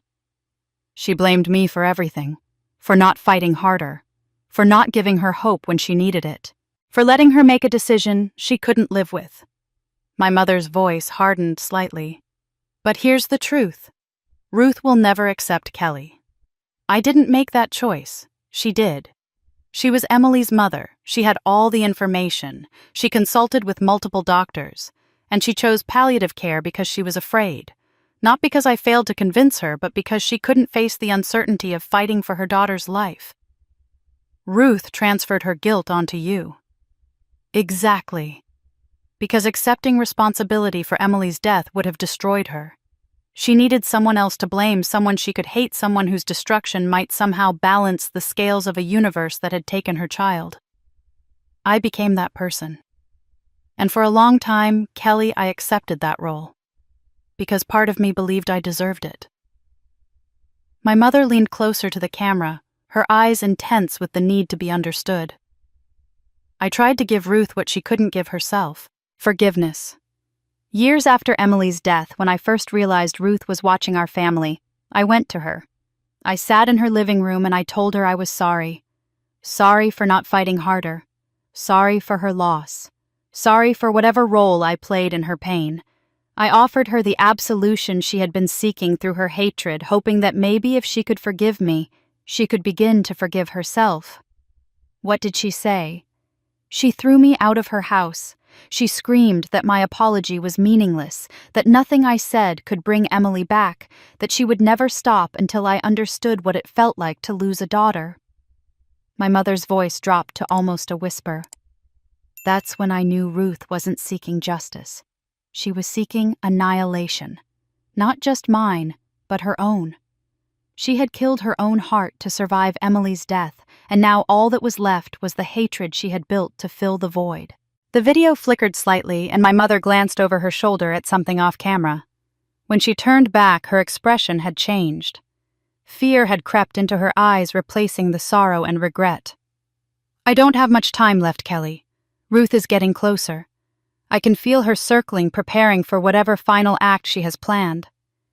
But before I go, I need you to understand something important.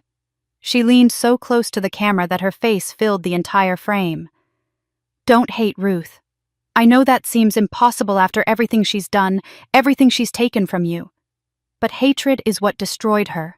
Hatred is what turned a grieving mother into a monster. If you let yourself hate her the way she hated me, you'll become just like her, trapped in a prison of your own rage, unable to move forward, unable to heal. A sound from somewhere behind her made my mother jump. Her eyes widened and she looked toward the door of whatever room she was recording in. Pity her, Kelly. Ruth killed her own heart to survive her daughter's death. She sacrificed everything good and kind and loving about herself on the altar of her grief. She's not evil. She's broken, and broken people deserve compassion even when they're trying to destroy you. Another sound closer this time. My mother's hand moved toward the camera, preparing to end the recording. She's here. Ruth found me. I don't know how much longer I have, but I need you to remember one thing, Kelly. One thing that might save you when nothing else can. Her voice was urgent now, desperate to communicate this final message before time ran out. Forgiveness is your freedom. Not forgiveness for Ruth's sake, but for your own. As long as you carry hatred in your heart, she wins. As long as you let her poison your soul the way she poisoned my body, she wins. The only way to truly defeat Ruth is to let go of everything she represents. To choose love over hatred, peace over vengeance, life over the living death she's been trapped in for 20 years. The door behind her burst open, and my mother turned toward the camera one last time, her face a mixture of terror and love. I love you, Kelly. I have always loved you from the moment you were born until my last breath. Remember what I told you. Forgiveness is your freedom. Don't let Ruth take that from you. Don't let her. The video cut to black. The screen went dark, and Marissa and I sat in stunned silence, my mother's final words echoing in the small room. Forgiveness is your freedom.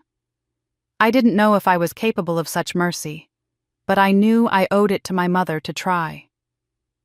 The police called 3 hours later. They had found Ruth.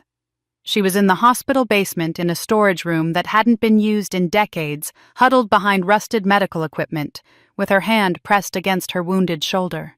The officers who discovered her said she didn't resist, didn't speak, didn't even acknowledge their presence.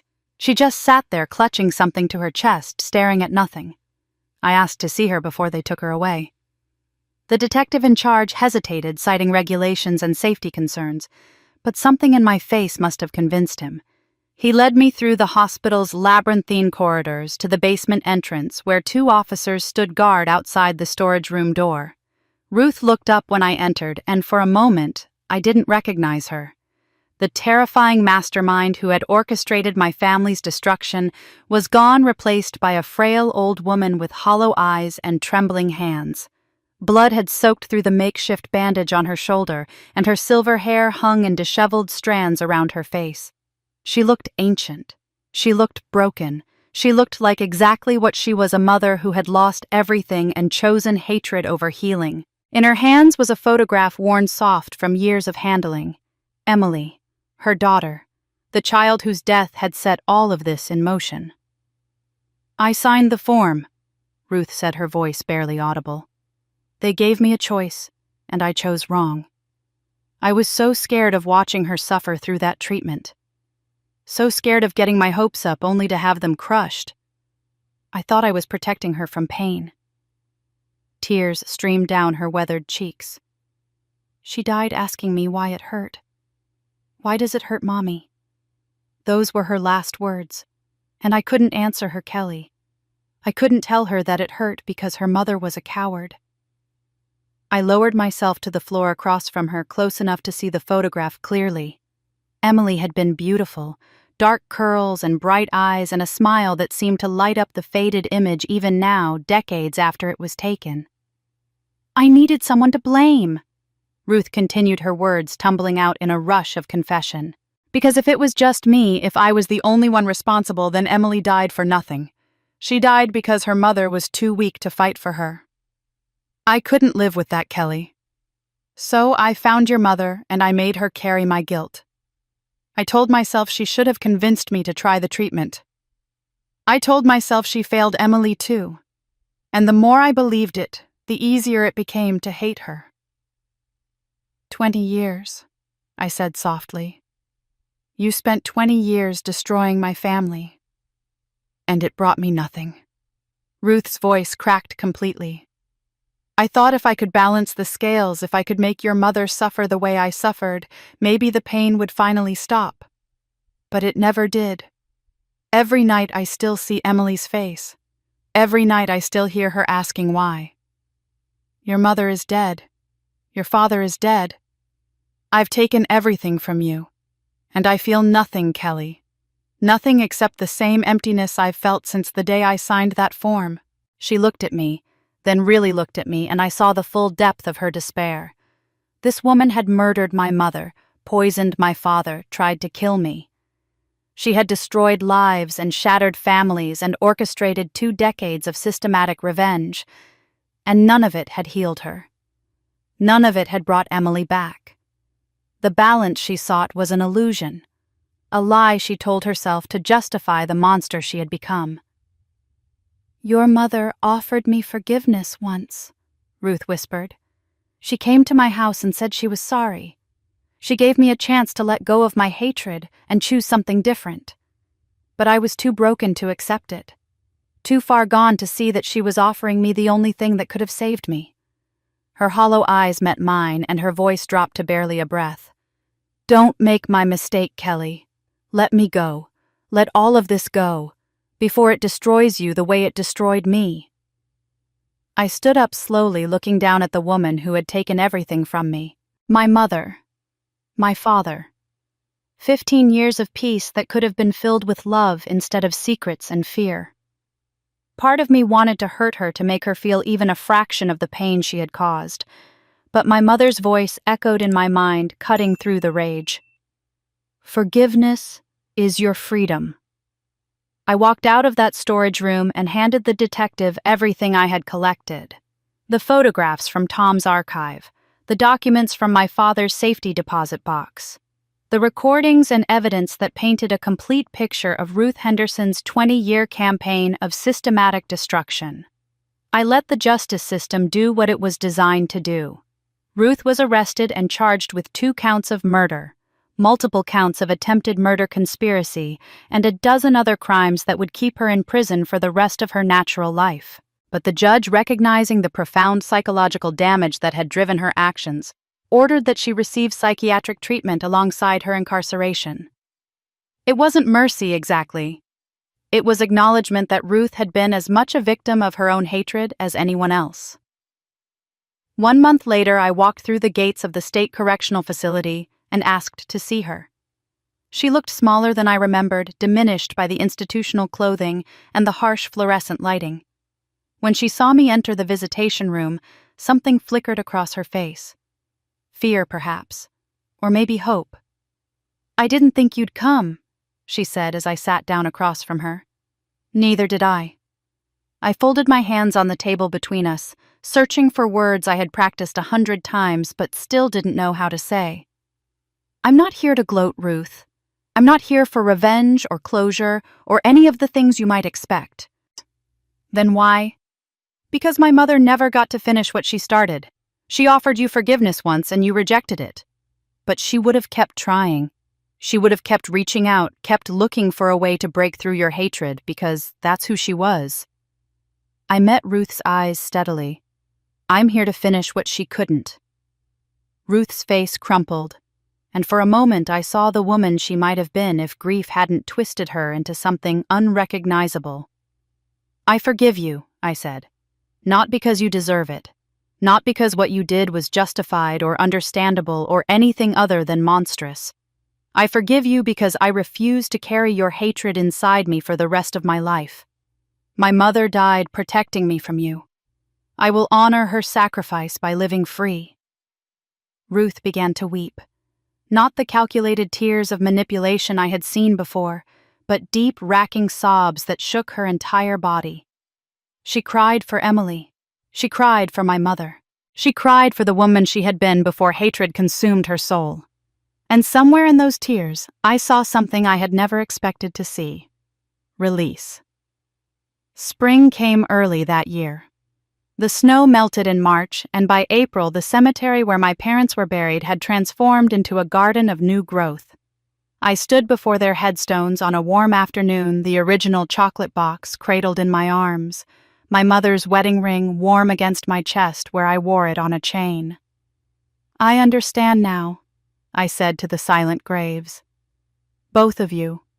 Your flaws and your failures and your love that survived everything Ruth tried to do to it. You weren't perfect, but you were mine." I opened the chocolate box one last time, running my fingers over the photographs and the remaining chocolates that still somehow smelled of my childhood. And there, tucked into a corner I had somehow missed before, was a tiny folded note in my mother's handwriting. "Forgiveness is your freedom." I had thought she meant forgiving Ruth. But standing there in the spring sunshine, I finally understood. My mother had been asking me to forgive her, for her mistakes, for her silence, for the choices she made that set all of this in motion. She had spent her final months hoping that someday her daughter would understand and absolve her of the guilt she carried. "I forgive you, Mom," I whispered. "I forgive you both." Behind me, I heard footsteps on the gravel path. Marissa approached with Sophie and Sam, the children running ahead to place flowers on the graves of grandparents they had never known. My sister smiled at me, a real smile, the first one we had shared since before any of this began. I closed the chocolate box and tucked it under my arm. Then I walked toward my family, leaving the graves behind me. My mother and father rested in peace, now finally together without secrets. The ring that had started everything hung against my heart, and ahead of me, Marissa waited with open arms, ready to rebuild what Ruth had tried to destroy. For the first time in my life, I wasn't running from the past. I was walking toward the future, and the air smelled only of cherry blossoms. Thank you for staying with Kelly until the very end of her journey. This story reminds us that hatred destroys the one who carries it, and forgiveness is not weakness, but the greatest strength we can possess. Kelly lost her parents, but she gained something far more precious: freedom from the chains of revenge that imprisoned Ruth for 20 years. Now I want to hear from you. Have you ever had to forgive someone who hurt you deeply? Do you believe Kelly made the right choice by forgiving Ruth? Share your thoughts in the comments below. Your stories and opinions make this community special. If this story touched your heart, please subscribe to our channel and hit the notification bell so you never miss another emotional journey like this one. Share this video with someone who needs to hear that forgiveness is freedom. Thank you for watching, and I will see you in the next story.